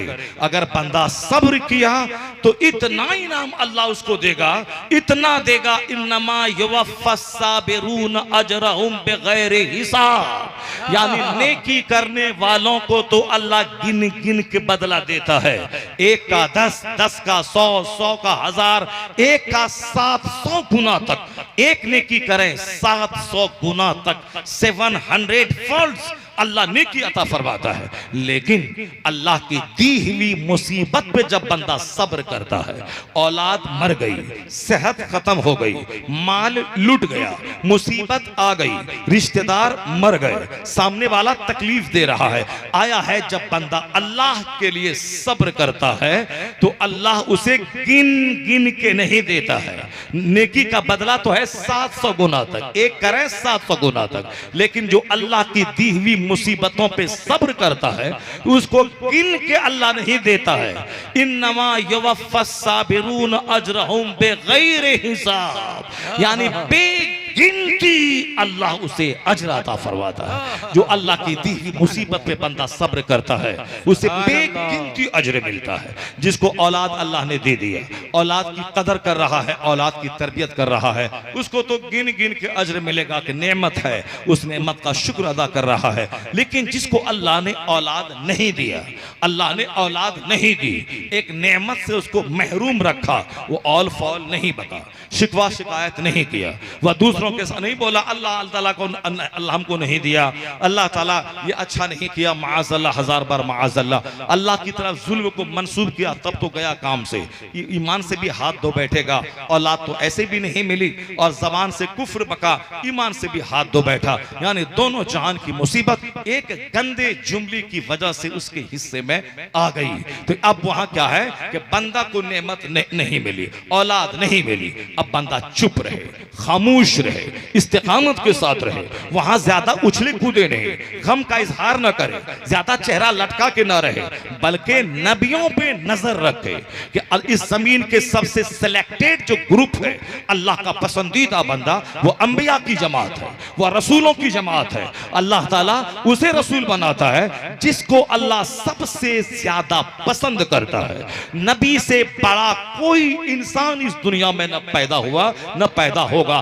सबसे बड़ी हस्ती अंबिया कराम की होती है। तो अंबिया कराम में भी कई ग्रुप के लोग हैं। एक नबी है जिसको कोई औलाद नहीं है, यानी उसके पास न बेटा है न बेटी है। एक नबी है जिसके पास सिर्फ बेटियां हैं, जनाबे लूत अलैहिस्सलाम को सिर्फ बेटियां हैं, जनाबे इब्राहिम अलैहिस्सलाम को सिर्फ बेटे हैं, जनाबे इस्माइल अलैहिस्सलाम, जनाबे इसहाक अलैहिस्सलाम उनके पास बेटे हैं, जनाबे लूत अलैहिस्सलाम को सिर्फ बेटी है, जनाबे यहया अलैहिस्सलाम को कोई औलाद नहीं है, जनाबे ईसा अलैहिस्सलाम को कोई औलाद नहीं है। नबी होना दुनिया का सबसे बड़ा मर्तबा एजाज है। अल्लाह का सबसे ज्यादा चहीता बंदा वो होता है जिसको अल्लाह नबूवत के लिए चुन लेता है। तो सबसे ज्यादा चहीते दोस्त को अल्लाह ने औलाद से महरूम रखा, औलाद नहीं दी। एक पैगंबर को सिर्फ बेटा दिया, एक पैगंबर को सिर्फ बेटी दिया, और एक पैगंबर है जिसको अल्लाह ने बेटा और बेटी दोनों दिया, और एक ऐसे हैं जिसे कुछ नहीं दिया, किसी को सिर्फ बेटियां, किसी को सिर्फ बेटे, किसी को बेटा बेटी दोनों, और किसी को दोनों में से कुछ नहीं।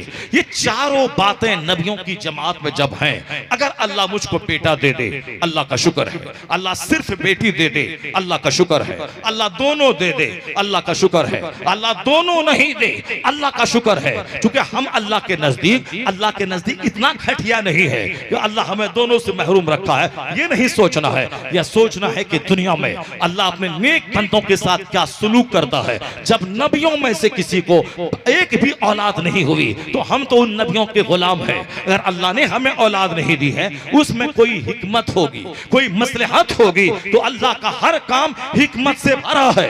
वो जिसे चाहे बेटा बेटी दोनों दे, जिसे चाहे सिर्फ बेटा दे, जिसे चाहे सिर्फ बेटी दे, जिसे चाहे दोनों से महरूम रखे। औलाद दे तो शुक्र है खुदा का, औलाद न दे तो सब्र है। तो जितना इनाम शुक्र वाले को नहीं मिलेगा उससे बड़ा इनाम सब्र वाले को अल्लाह ताला फरमा देगा। कुरान शरीफ आया है फला नबलुवन्नकुम बिशैइन मिनल खौफ वल जू व नक्सिम मिनल अमवाल वल अनफुस वस्समरात। चूंकि हम लोगों को जल्दी जल्दी चाहिए, माल भी चाहिए, अच्छा खाना भी चाहिए, अच्छा कपड़ा भी चाहिए, उजलत पसंद है हम। कुरान में आया है कि तुम जल्दी में हो, अल्लाह जल्दी में नहीं है। तुम जो कहता है कि आज दुकान खोलें, आज ही अरबपति बन जाए, नहीं होगा ऐसा। तुमको जल्दी है, अल्लाह को जल्दी नहीं है। अल्लाह का सारा काम ग्रेजुअली होता है, धीरे धीरे होता है। अल्लाह ताला चाहे तो माँ बाप आपस में मिले और 2 ही दिन के बाद बच्चा पैदा हो जाए, और 1 दिन में बच्चा जिंदा खड़ा हो जाए और बोलने लगे। जैसे बकरी का बच्चा है, उसको 5 महीना नहीं लगता है चलने में, वो तो आदमी के बच्चे को लगता है 6, 7, 8, 10 महीने लग जाते हैं चलने में। घर को खुशियां होती हैं, मेरा बच्चा चलने लगा। कभी खड़ा होता है, गिरता है, फिर कभी थोड़ा ठहरता है, थोड़ा आगे चला गिरा, फिर आगे चला गिरा, फिर आगे चला गिरा। अब वो 10-11 महीने के बाद चलने के काबिल होता है। जब दौड़ता है तो घर में बहारें खुशियों की आ जाती है। ये इंसान का बच्चा है, अशरफुल मखलूकात का बच्चा, लेकिन बकरी का बच्चा वह सुबह पैदा हुआ 2 घंटे के बाद चलने लगता है, 2 घंटे के बाद दौड़ने लगता है, 2 घंटे के बाद चलने लगता है। वह जानवर है, 2 घंटे में चलने लगा। अगर अल्लाह चाहता तो इंसान के बच्चे को भी 2 घंटे में चला देता, लेकिन नहीं, इंसान चूंकि अशरफुल मखलूकात है, इसे बड़ा काम करना है, इसे जिहाद करना है, इसे जमीन के फसाद को मिटाना है, इसे रिज़्क़ हलाल की तलाश करना है, इसे फजाओं में मुअल्लक होना है, इसे समंदर की गहराई में जाना है, इसे 18 घंटे बिजनेस करना है, इसे फौज में जाना है, इसे एडमिनिस्ट्रेशन संभालना है, इसे आर्मी बनना है, इसे जुल्म मिटाना है, इसे 2-4 कुंटल मिट्टी अपने सर पे लेके जाना है, इसे सुरंग बनाना है, इसे हवाई जहाज उड़ाना है, इसे ट्रेन चलाना है, इसे फैक्ट्री चलाना है। ये इंसान है अशरफुल मखलूकात, इसे बड़ी जिम्मेदारियां हैं, इसे हुकूमत करनी है, इसे फौज में जाना है, इसे अदल करना है, इसे जुल्म मिटाने के लिए जंग करना है। इतना बड़ा काम जो करेगा, ये जानवर का मकसद छोटा है, ये जानवर इसीलिए वो जल्दी से खड़ा हो जाता है क्योंकि इनका काम बहुत बड़ा है, इसीलिए 9 महीना पेट में रहेगा, फिर उसके बाद पैदा होगा, 2 साल तक दूध पिएगा, 1 साल के बाद चलेगा, फिर 2 साल के बाद वो अच्छे ढंग से बोलना शुरू करेगा, फिर वह 9 साल के बाद नमाजी बनना शुरू करेगा, 10 साल के बाद पक्का नमाजी बनेगा, 16 साल के बाद मैच्योर होगा, 18 साल के बाद फुल जवान हो जाएगा। अब 18 साल के बाद अब इसे दुनिया की कमान संभालनी है, अब इसे पायलट बनना है, इसे हवाई जहाज उड़ाना है, इसे सबमरीन इंजीनियर बनना है, इसे दुनिया में हाकिम बनना है, इसे इलेक्शन लड़ना है, इसे बाजार सजाना है, इसे जुल्म मिटाना है, माँ बाप की सेवा करनी है, बीवी बच्चों को पालना है, इसके हलाल की तलाश में जाना है, शहरों को आबाद करना है। इतना बड़ा काम इसके जिम्मे है, इसीलिए इसको मैच्योर करने में 18 साल लग गए। 18 साल लग गए, काम बड़ा है, मकसद बड़ा है, इसे इबादत भी करनी है, जन्नत का काम भी करना है, दुनिया में बाल बच्चों को पालना भी है, 8 घंटे सोना भी है, दिन में दुकान भी चलाना है, फजर में मस्जिद भी जाना है, जोहर में जाना है, असर मगरिब ईशा में जाना है, साल के 1 महीने रोजा भी रखना है, जिंदगी में 1 बार हज भी करना है, माल का हिसाब लगा के ज़कात भी देना है, और ज़कात भी देना है, रोजा भी रखना है, स्पिरिचुअलिटी स्ट्रॉन्ग करना है, रूहानियत को पुख्ता करना है। इतना सारा काम, रोजा रखते हुए जिहाद भी करना है,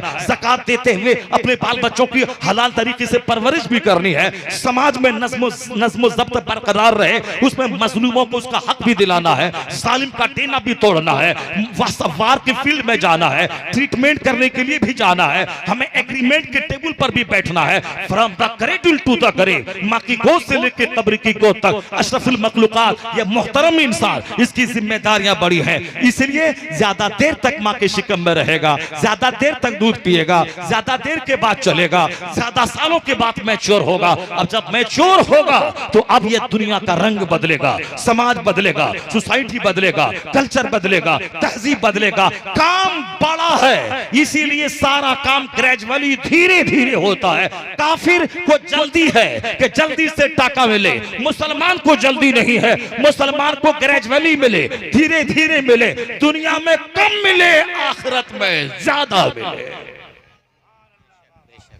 सुभान अल्लाह, सुभान अल्लाह। नारे तकबीर, नारे रिसालत, वाह, सुभान अल्लाह, सुभान अल्लाह। आप लोग थक तो नहीं गए? थक तो नहीं गए आप लोग? अगर नहीं थके हैं तो एक बार बोले जोर से सुभान अल्लाह, सुभान अल्लाह। जो लोग पीछे हैं वो थोड़ा आगे आ जाइए ताकि हम जो तकरीर अब शुरू करते हैं, आप लोग कुर्सी तकरीर हम शुरू करते हैं। अब अभी 2-3 कहानी सुनानी, अच्छी बातें हो रही है, आप लोग आ जाइए, आगे आ जाइए, क्योंकि हजरत भी समझें कि आप लोग सुन रहे हैं। हाँ, हमें हम तो सुन ही रहे हैं कि आप लोग बहुत गौर से सुन रहे हैं, इतना गौर से सुन रहे हैं कि मैं साहब सुभान अल्लाह भी नहीं कहलवा रहा हूँ आपसे। जब काम हो ही रहा है, सुन ही रहे हैं, तो फिर बिला वजह परेशान करने से क्या फायदा? आप लोग खुद ब खुद सुभान अल्लाह कह ही रहे हैं, माशाअल्लाह।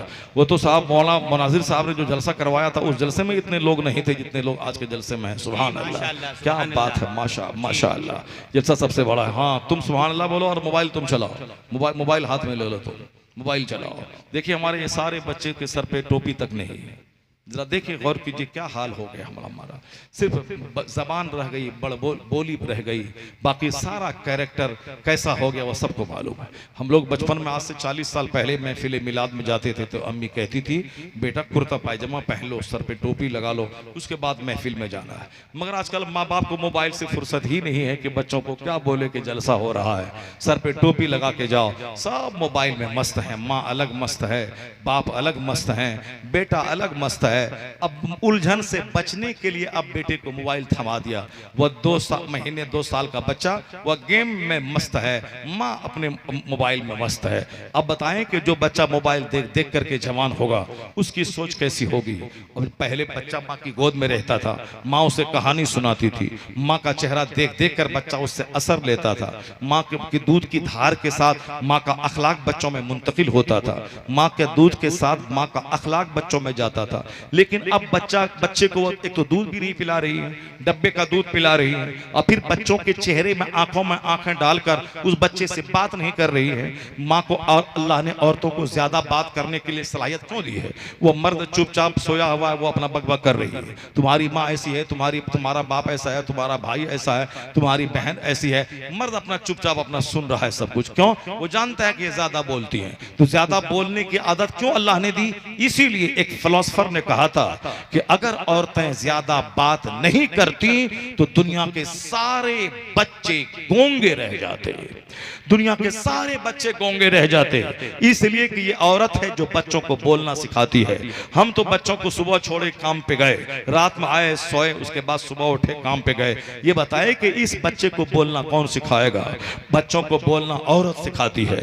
1 दिन के बच्चे से माँ बात करती है, 5 महीने के बच्चे से माँ बात करती है। माँ की जबान जैसी होगी वैसी जबान बच्चे की होती है। माँ की जबान सुथरी, माँ की जबान सभी, माँ की जबान मुहज्जब, तो बच्चे भी माँ की जबान सुन सुन करके उसकी नकल करते हैं। उसके अनकंसनेस में, अल्लाह शऊर में सारी बातें जमा रहती है। माँ अगर बोलती है कि रोटी पतली है, उसका बच्चा कभी नहीं बोलेगा रोटी पतला है। अगर माँ बोलती है दाल पतली है, उसका बेटा कभी नहीं बोलेगा कि दाल पतला है।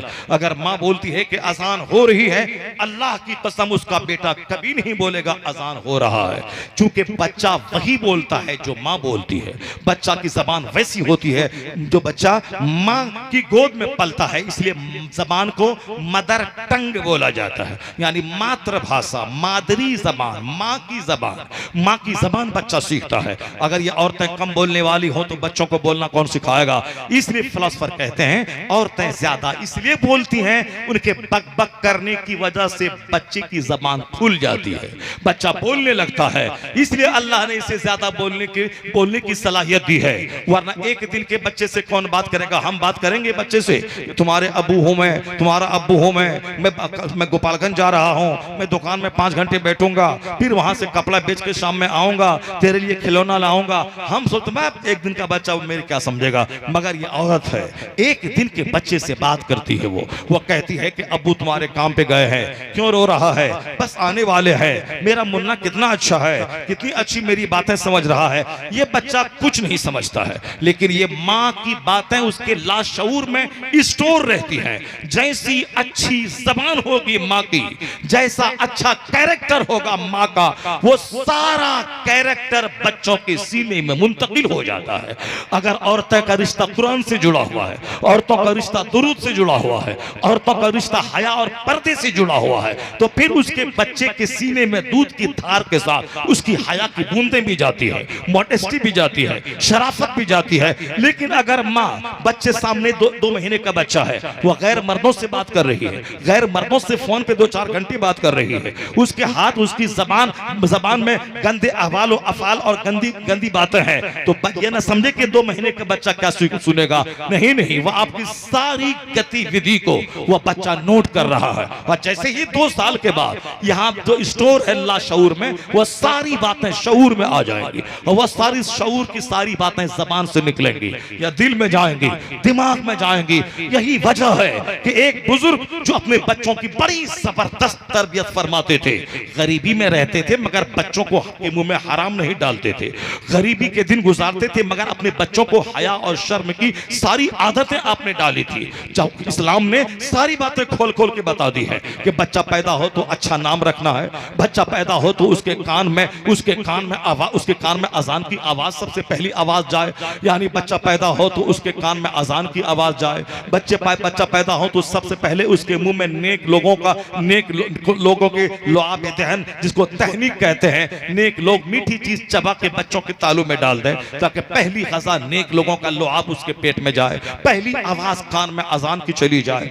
और उसके बाद फिर बच्चे को अच्छी नेक दाया से दूध पिलवाया जाए। बच्चा जब 4 साल 4 महीना 4 दिन का हो उसकी बिस्मिल्लाह खानी करवाई जाए। जब बच्चा 7 साल का हो उसको नमाज पढ़ने के लिए कहा जाए। जब बच्चा 10 साल का हो, नमाजी बन गया तो वाह वाह, नहीं बना तो मार के नमाजी बनाया जाए। जब बच्चा जवान हो जाए फौरी उसकी शादी दिला दिए जाए, उसकी जिम्मेदारी का एहसास उसको दिला दिया जाए, ताकि फौरी शादी का मतलब ज़िना से बचना, फौरी शादी का मतलब बदनिगाही से बचना, जवान होने के बाद फौरी शादी का मतलब अपने जिस्म को तबाही से बचाना। औरतें भी वक्त पे शादीशुदा हो जाए, मर्द भी वक्त पे शादी कर ले। ये खोल खोल के शरीयत ने बताया है। तो हमने मुस्तफा की बात को ताक पे रखा।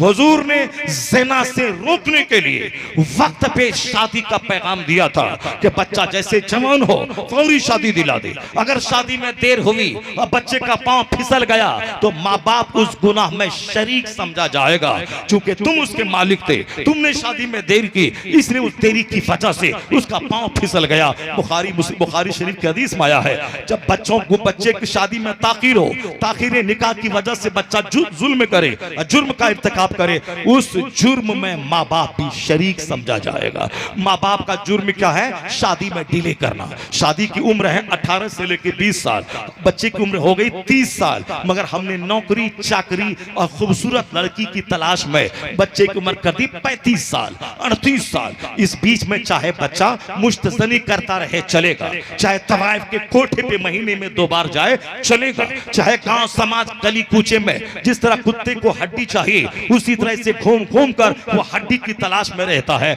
नापाक फितरत को लेकर दूसरों की बहू बेटी को सूंघता रहता है। इसका कसूरवार वो माँ बाप है जो नौकरी की वजह से उम्र को बढ़ा दिया। 18 साल में शादी होनी थी, 38 साल उम्र हो गई, या 20 साल शादी के बगैर रहा, उसमें जो जुर्म किया है, चाहे मुश्तजनी करे, इकलामबाजी करे, बदकारी करे, तवाइफ के कोठे पे जाए, चाहे साहब वो अननेचुरल काम वो करे, उसके सारे जिम्मेदार वो माँ बाप है। माँ बाप पे फर्ज नहीं है कि वो जमीन खरीद के बच्चों को दे, मकान बना के दे, 5 बेटा है तो 5 की तरह मकान बना के दे। अल्लाह की कसम ये फर्ज नहीं है, वरना ही तो गरीब आदमी कहां से पैसा लाएगा, 5 बेटे को कहां से मकान बना के देगा। अलबत्ता माँ बाप पे लाजिम है अच्छा नाम रखे, उसे नमाजी बनाए, उसके वक्त पे शादी करा दे। उसका सदक़े फित्र भी हम पर वाजिब नहीं है जब बच्चा जवान हो जाए। आपने सुना होगा तकरीर में माह रमजान में अपनी तरफ से अपने नाबालिग बच्चों की तरफ से सदक़े फित्र निकालना वाजिब है साहिब निसाब पर। यानी मेरी बेटी जो जवान हो गई, चाहे हम खरबपति रहें, उसका सदक़े फित्र हम पर वाजिब नहीं है। मेरी बेटी जिसकी शादी हो गई वो मेरे घर में है बाल बच्चों समेत, उसका सदक़े फित्र हम पर वाजिब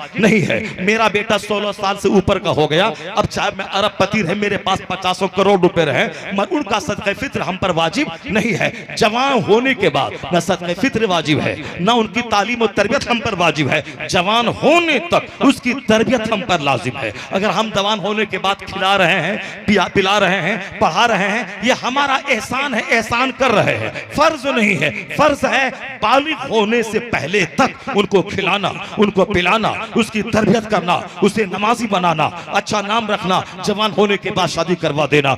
वो सब काम तो करना नहीं है, जमीन खरीद के देना है, मकान बना के देना है, नमाजी बनाना है, आसान काम तो आसान काम करना नहीं है। अब जमीन पर खरीदने के लिए 50 लाख चाहिए, 50 लाख के लिए 50 करोड़ झूठ बोलना होता है, कई नमाजें छोड़नी होती है, वो सब चलेगा, मगर 5 बेटे के लिए 5 जगह जमीन चाहिए। जाओ, अगर खुद से तुमने मुसीबत मोल ली है, जो चीज फर्ज नहीं थी तुमने अपने लिए फर्ज बना लिया है, अब तेरी सेहत गई, हाइपरटेंशन हुआ, शुगर आया, हार्ट की बीमारी हुई, साइटिका का मर्ज हुआ, गेठिया का मर्ज हुआ, ब्रेन हेमरेज हुआ, हार्ट की डिजीज हुई, स्टंट लगाना पड़ा, अब बाईपास सर्जरी करनी पड़ी, उसके जिम्मेदार तुम खुद हो। क्योंकि जो ज्यादा दुनिया की मुसीबतों को पालता है, ज्यादा ख्वाहिशाती दुनिया को पालता है, इस कमजोर दिल पे उसका दिल बीमार हो जाता है, उसकी आंखें बीमार हो जाती हैं, उसका वजूद बीमार हो जाता है। ये जो बीमारियां हैं ये हमारी अपनी खरीदी हुई है, न खाने का ठिकाना, न पीने का ठिकाना, न बोलने का ढंग है, न खाने का ढंग खत्म है, जो मिल गया सो खा लिया।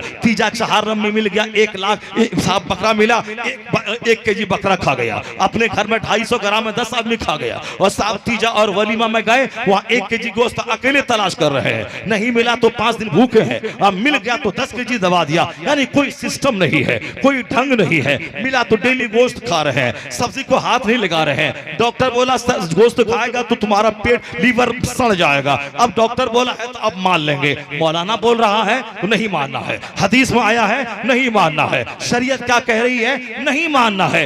एक बाप उसूल का पाबंद, मालदार होना कमाल नहीं है, उसूल का पाबंद होना कमाल है। एक ज़ाब्ते की जिंदगी, डायरेक्शन की जिंदगी, सारा काम सिस्टम से पर आधारित हो। सुबह कितने बजे रात कितने बजे सोना है, सुबह कितने बजे उठना है। सबसे पहला काम नमाज फजर से काम का आगाज करना है। सुबह का आगाज जो तिलावत से करता है, फजर की नमाज से करता है, सारा दिन वो खुश रहता है, उसका चेहरा मरता नहीं है, इस पे स्याही तारी नहीं होती है। जो सुबह सवेरे अपने दिन का आगाज गंदी चीजों से करता है, यानी मोबाइल में गंदी तस्वीरें देखकर, सिनेमा देखकर, अधरंगी नीम बरहाना औरतों को देखकर, नमाज जानबूझकर छोड़कर जो दिन का आगाज करता है, सारा दिन उसके चेहरे पे नहुसत तारी रहती है। वो 1000-1 लाख कमा ले, वो 1000 ऊंचे महल में एसी घर में वो रहे, मगर दिल अंदर से उसको मलामत करता रहता है, नहीं होती सच्ची खुशी।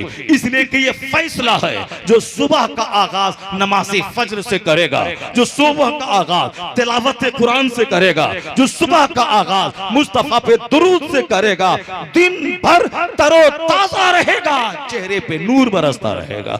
आया है हदीस पाक में, जो फजर की नमाज छोड़ेगा उसके चेहरे का नूर खत्म हो जाएगा, जो जोहर की नमाज छोड़ेगा उसकी रोजी से बरकत खत्म हो जाएगी, जो असर की नमाज छोड़ेगा या छोड़ेगी उसके बदन से ताकत खत्म हो जाएगी, जो मगरिब की नमाज छोड़ेगा या औरतें छोड़ेंगी उसकी औलाद से फरमाबरदारी खत्म हो जाएगी। और जो ईशा की नमाज छोड़ेगा, नींद से जो बरकत होनी चाहिए उस बरकत को अल्लाह उठा लेगा।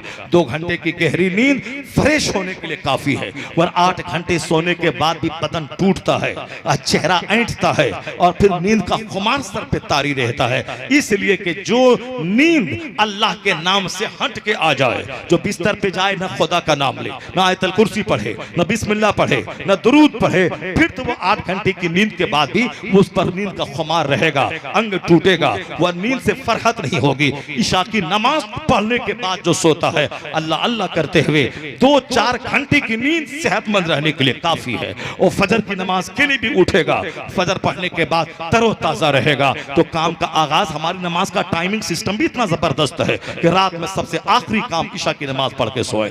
सुबह सवेरे सबसे पहला काम, न बाजार की तरफ जाना है न खेत खलियान की तरफ, फरागत पाने के बाद सबसे पहला काम नमाज फजर अदा करना है। जो ईशा पढ़ के सो जाए, फजर के लिए उठ जाए, रात भी उसकी निराली है और दिन भी उसका निराला है। रात में बरकत ऐसी कि 4 घंटे की नींद से पिछले दिनों के 12 घंटे की सारी थकावट दूर हो जाएगी, और दिन ऐसा नूरानी कि सलातो सलाम के बाद जब दिन का आगाज उसका होता है तो उस रात दिन भर अल्लाह उसके चेहरे को तमानियत अता करता है, दिन भर अल्लाह उसके चेहरे को नूर और हरियाली अता करता है। तो अपने दिन का आगाज तिलावत से करे, अपने दिन का आगाज नमाज फजर से करे। अगर गुस्ल फर्ज है, गुस्ल कर ले।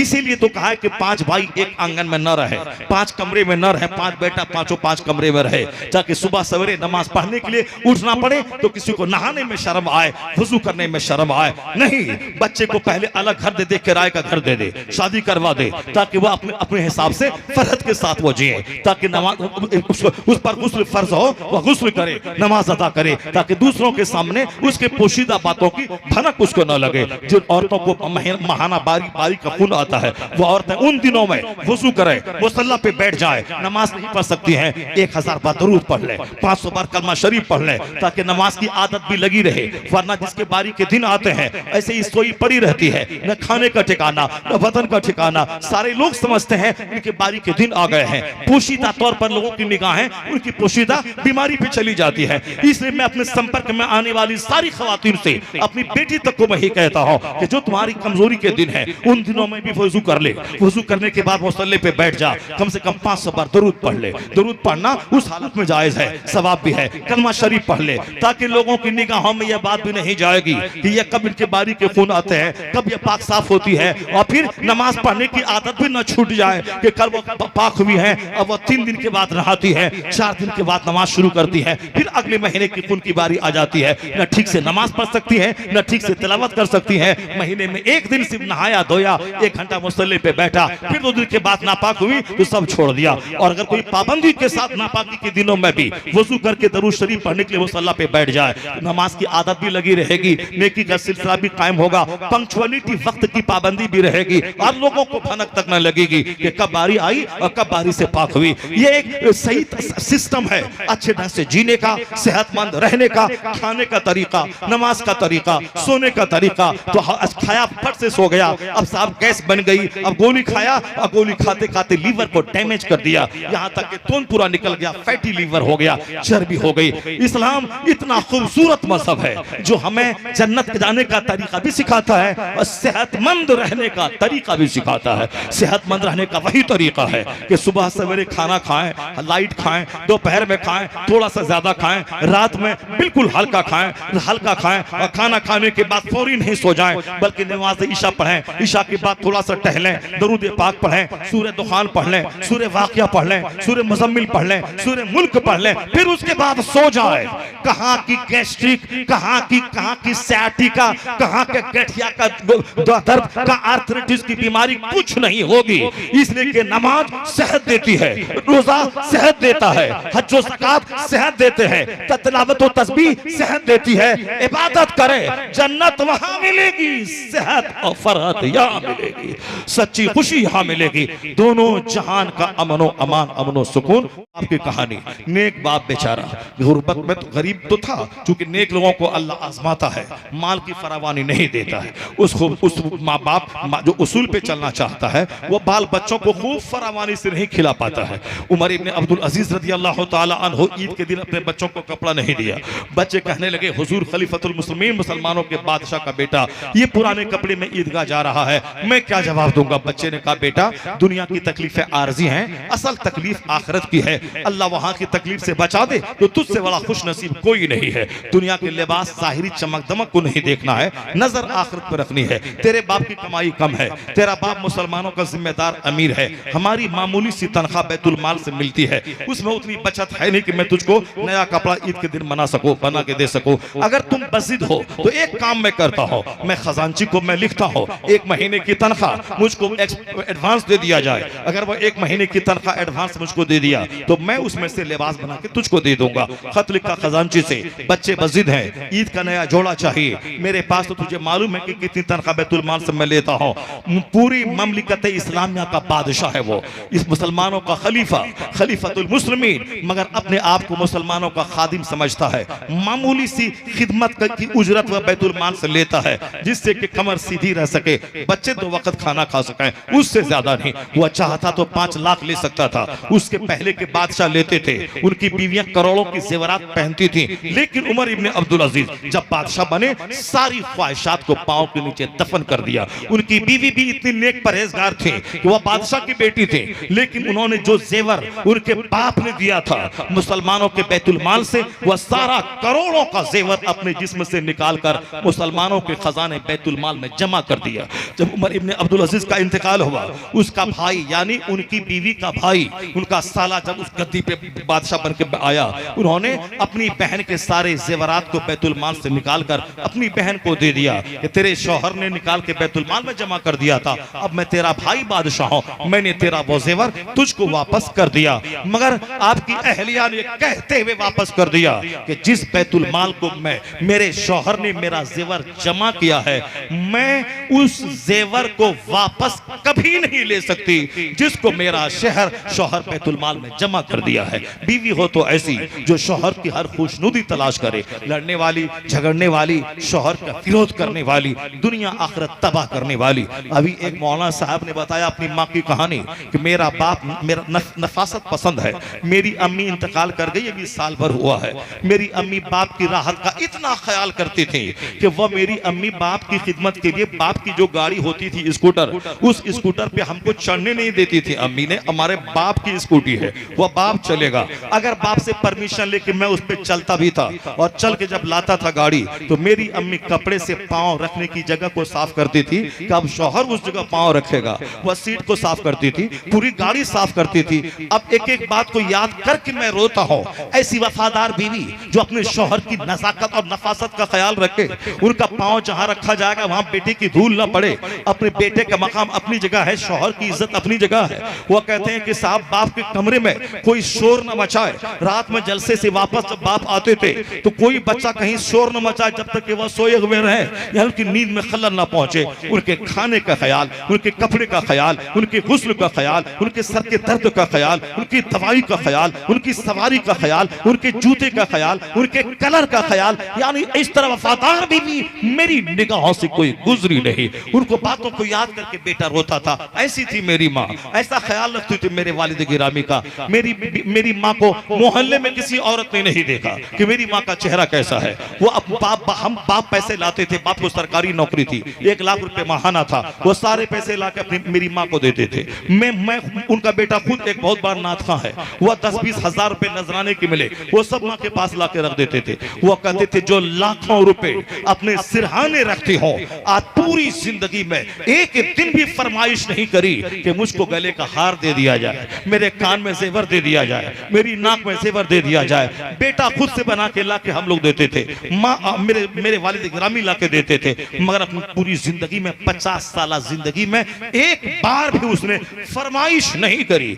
लाखों रुपए सिरहाने रखे हुए हैं मगर कोई लालच नहीं है। अलबत्ता गरीबों, मिस्कीनों, बेवाओं का खूब ख्याल रखा जाता था। कोई औरत वहां से घूम के नहीं जाती थी।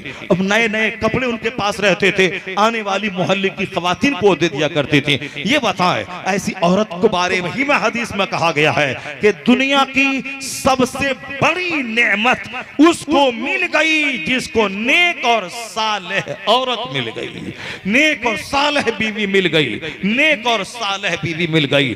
50 खरब का मकान है, 50 लाख की फॉर्च्यूनर है, अगर घर में चुड़ैल मिल गई जो मेरा जीना हराम कर दे रहा हो। बाहर तो है नेताजी 50 लाख की गाड़ी पे आ रहे हैं और अंदर से चप्पल खा के बाहर से निकले हैं और फिर किसी को बोल भी नहीं सकते कि मैं चप्पल खाया हूं। क्यों? ये अपनी बेइज्जती है। वह घर की लड़ाई घर ही में, उसको बोलना भी नहीं है, क्योंकि वह बोलेगा तो सारा समाज थूकेगा। कैसा शौहर है जो बीवी इसको चप्पल मार दी है। वह सब कुछ घोंट पी लेना है। ये बता, पी तो लिया, समाज के लिए पी लिया, अपनी इज्जत बचाने के लिए पी लिया, मगर उसके अंदर में जो तूफान चल रहा है उसका क्या हाल होगा। ये जो तूफान है, फॉर्च्यूनर है, 50 लाख की गाड़ी है, मगर ये मेरी बात नहीं मानती है, मेरी हर बात की कटिंग करती है। 90% बेटियां, 90% औरतें अपने शौहर की बात की कटिंग करने वाली। ऐसे चलो, नहीं चलेंगे, वहां जाओ, नहीं जाएंगे, तुमको ऐसा काम करना है, नहीं करेंगे, अभी पानी लाना है, अहला के महला के 10 मिनट के बाद पानी लाना है। यानी फौरी शौहर की बात मानना ये उनकी तौहीन है, ये उनकी इज्जत नफ्स के खिलाफ है। ऐसा नहीं कि शौहर जो बोला हज़रत मुस्तफा फरमाते हैं, अगर शौहर को सजदा करना जायज, अल्लाह के अलावा दूसरों को सजदा करना जायज होता, हर औरतों को हुक्म होता अपने शौहर को सजदा किया करे। अगर शौहर के बदन में जख्म निकल आए, औरत अपने मुंह से उसके पीप को बाहर निकाल दे, फिर भी शौहर का अदा ना होगा। क्यों? शौहर के घर में वो मलका है, शौहर उसके सर का बादल है। शौहर 18 घंटे बाहर में मजदूरी करके लाके उसको खिलाता है। शौहर उसकी इज्जत की हिफाजत करता है। शौहर उसको रानी बना के रखता है। शौहर खुद जलील होकर रोजी की तलाश करके उसको जिल्लत से बचाता है। इसीलिए शौहर का मकाम बहुत बड़ा है। मगर यहाँ हम जैसे लोगों की कमजोरी की वजह से वो हमें जैसे अपना जीवन साथी या फ्रेंड या सर्कल, यार कहो यार, कहाँ यार। शौहर हमारी इनकी दोज़ख है, इनकी जन्नत है। शौहर राजी खुदा राजी, शौहर नाराज खुदा नाराज। मगर नदी तहजीब और नए दौर ने इसे शौहर को यार बना दिया। या कहो यार कहाँ गया था, कहो यार कहाँ गया था। मोहब्बत की तमाम शादियां जो यारी में शादी होती है, 99% शादियां फेलियर होती है। शादियां तलाक पे टूट जाती है, वो शादियां तलाक पे टूट जाती है, क्योंकि जो हमसे मुंह खिड़ा खिड़ा के हंस रही है वह मुझ जैसे 5 लोगों से हंस चुकी होगी। जो हमारे हाथ में हाथ दे के होटल जा रही है वह मुझ जैसे 10 लोगों के हाथ में हाथ दे चुकी है, वह मुझ जैसे 10 कलवा को ठग चुकी है, 10 की जेब खाली कर चुकी है, मगर मुझ जैसा बेवकूफ, मदहोश और पागल ये समझता है ये मेरे लिए ही पैदा हुई है। इसलिए झूठी मोहब्बत, उस जनाकारी को मोहब्बत का नाम देने वाला, स्कूल कॉलेज के पढ़ाई के नाम पे अपने बच्चों की इज्जत नफ्स से खिलवाड़ करने वाला, अपनी बीवियों को अदब अखलाक न सिखाकर बिल्कुल ही पैसे की हवस में बाहर रहकर अपनी बीवियों को दूसरे अजनबी मर्दों के हवाले कर देने वाला चंद सिक्के तो कमा लेगा, मगर घर की दीवारें उसके लिए बद्दुआ करेंगी। घर में सच्ची खुशी कभी नहीं मिलेगी। बेपर्दगी में खुशी नहीं है, खुशी तो पर्दा में है। शौहर की नाफरमानी में खुशी नहीं है, खुशियां तो अल्लाह ने शौहर की फरमाबरदारी में रखा है। इसलिए दुनिया तबाही का तमाशा देखने के बाद आखिर में उसी ग्राउंड पे आती है कि कुछ रहे ना रहे, अच्छी औरत अगर मिल गई तो दुनिया की आधी दौलत उसको मिल गई। सबसे बेहतरीन नेमत दुनिया की अच्छी औरत है।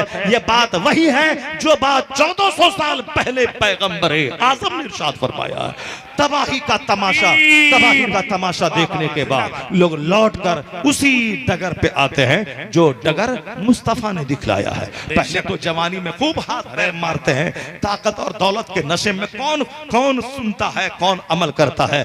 लेकिन जब बच्चे हाथ से निकलते हैं, जब बीवी धोखा दे के भागती है, जब दामाद उसे गाली देता है, जब यह बूढ़ा अकेला रह जाता है, तब आके कहता है मौलाना साहब से, मैंने तो सोचा था माल दौलत मकान दुकान मिल रहे, सब मिल जाएगा, सब आके सजदा करेगा। लेकिन जब बच्चे तक ना रहे, बीवी तक ना रही, समाज नहीं रहा, तो अब मैं खुदकुशी जहर खा के मैं मर जाऊंगा। जहर खा के मरना ही होगा। जो मुस्तफा के खिलाफ चलेगा, शरीयत के खिलाफ जिएगा, यहाँ खुदकुशी करनी होगी, मरने के बाद जहन्नम की आग में जलना होगा।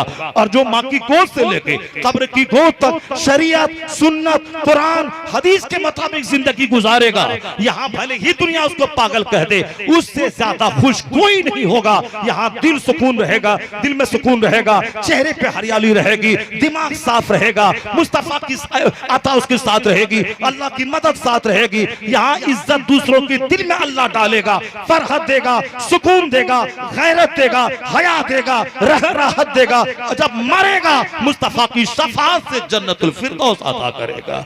खिलाफे पैगंबर कसे रह गुज़ी कि हर किस पर मंजिल न खाहत रसीद। अब जरा गौर से बस वो कहानी सुना दो, उसके बाद मैं बयान खत्म करूं। मैंने इशारे में बहुत सारी बातें कह दी। अक्लमंदों के लिए इशारा काफी है। अक्लमंद अमल करें तो समझ लें कि उसकी जिंदगी में इनकलाब पैदा हो सकता है। आसमान से बारिश होती है, वह बारिश पत्थर पे भी पड़ती है, वह बारिश खेत पर भी पड़ती है। पत्थर सूखा रहता है मगर खेत पानी को अब्जॉर्ब करता है, वहां से शानदार फसल पैदा होती है। उसी तरह कुरान हदीस की नसीहत का पानी पड़ता है, अच्छा जो दिल होता है अब्जॉर्ब करता है, वह गुनाहों से तौबा करता है, उनके हाथ पांव से अच्छे काम का सुदूर होता है। लेकिन जिसका सीना सख्त और पत्थर की तरह हो, पानी पड़ा ढलक के नीचे गिर गया, वह सूखा का सूखा ही रहता है। वो अच्छा बाप अपने बाल बच्चों को पालता था, अदब सिखाता था, डेली कुरान हदीस की बात बताता था। 3-4 बेटियां उसके पास थी, सारी बेटियां जवान हो गई थी। ऐसा नहीं कि जवान बेटी की शादी नहीं होगी, अरबपति की बेटी की भी शादी होती है। और हमने तो यहाँ देखा जिसको माल पे घमंड है, उसकी बिटिया की उम्र 48 साल हो गई, अच्छा रिश्ता नहीं मिल रहा है। गरीब के पास 6 बेटी थी, अल्लाह पर भरोसा था, 6 बेटी साहिबे औलाद हो गई। और मालदार की अरबपति की बेटी 48 साल की उम्र अपने बाप के घर पे गुजार रही है, इसलिए कि उनको माल पे भरोसा है। इस गरीब को अल्लाह पे भरोसा है। जो अल्लाह पे भरोसा करता है अल्लाह उसके लिए काफी हो जाता है। इसलिए 4 बेटी रहे कि 50 बेटी रहे, उससे कोई फर्क नहीं पड़ता। यकीन ना रहे तो 1 बेटी बोझ है, अल्लाह पर यकीन रहे तो 10 बेटी भी कोई बोझ नहीं है। अपना क्या जाता है, अल्लाह ने दिया है, अल्लाह खिलाएगा, अल्लाह ही सबकी शादी कराएगा। तो अपना तो काम है अल्लाह से दुआ मांगना, अल्लाह के कहने के मुताबिक जिंदगी गुजारना। वो नेक साले बुजुर्ग अपनी बच्चियों को हिदायत करते थे, घर से बाहर नहीं निकलने देते थे। इत्तेफाक से अल्लाह ताला के कानून के मुताबिक जब नेकों को आजमाया जाता है, नेक लोगों को कभी रिस्क की तंगी होती है, कभी उनकी इज्जत खतरे में पड़ती है। वरना इमाम हुसैन तो जन्नती शहजादे, जन्नतियों के सरदार हैं, मगर उनकी जिंदगी में आजमाइश आई, बाल बच्चों समेत उन्हें कुर्बान होना पड़ा, खून में रंगना पड़ा, उनकी लाशों को घोड़े की टापों उस लोगों ने रौंद दिया, मगर ये आजमाइश थी। हुसैन ने सब्र किया तो आज यजीद इमाम नहीं है, इमाम हुसैन आजम है। यजीद मर गया, उनकी इज्जत खराब हो गई, मगर हुसैन आज जिंदा है, करोड़ों मुसलमानों के सीने में जिंदा है। नेक लोगों पे आजमाइश आती है, खाने पीने की तंगी होती है, लेकिन उनका सब्र उन सारी मुसीबतों को पाट देता है। उनके बाद कई बेटियां थी, मगर बच्चियों के हया की वजह से घर से बाहर नहीं निकलती थी। मजदूर बेचारा काम करता था, 5 नमाजों की पाबंदी करता था, घर में सारी बच्चियां तिलावत करती थी। अल्लाह ने आजमाया, देखें रोजी मिल रही है, तिलावत हो रही है, मगर रिस्क की तंगी आएगी, उस हालत में देखते हैं मेरा ये बंदा क्या करता है। शराबी को अल्लाह थोड़ी आजमाता है, अल्लाह तो नमाजी को आजमाता है, तहज्जुद गुजार को आजमाता है, अल्लाह जन्नती को आजमाता है। और आजमाइश में खरा उतर गया तो अल्लाह ताला नेमतों की बारिश बरसा देता है। तो अल्लाह ने आजमाया, रिस्क की तंगी हुई, घर में कई दिन का फाका हो गया। जवान बेटी थी, फाके से निढाल हो गई, नहीं रहा गया। सो बाप से कैसे कहे कि अब्बा हुजूर अब हमसे बर्दाश्त नहीं होगा।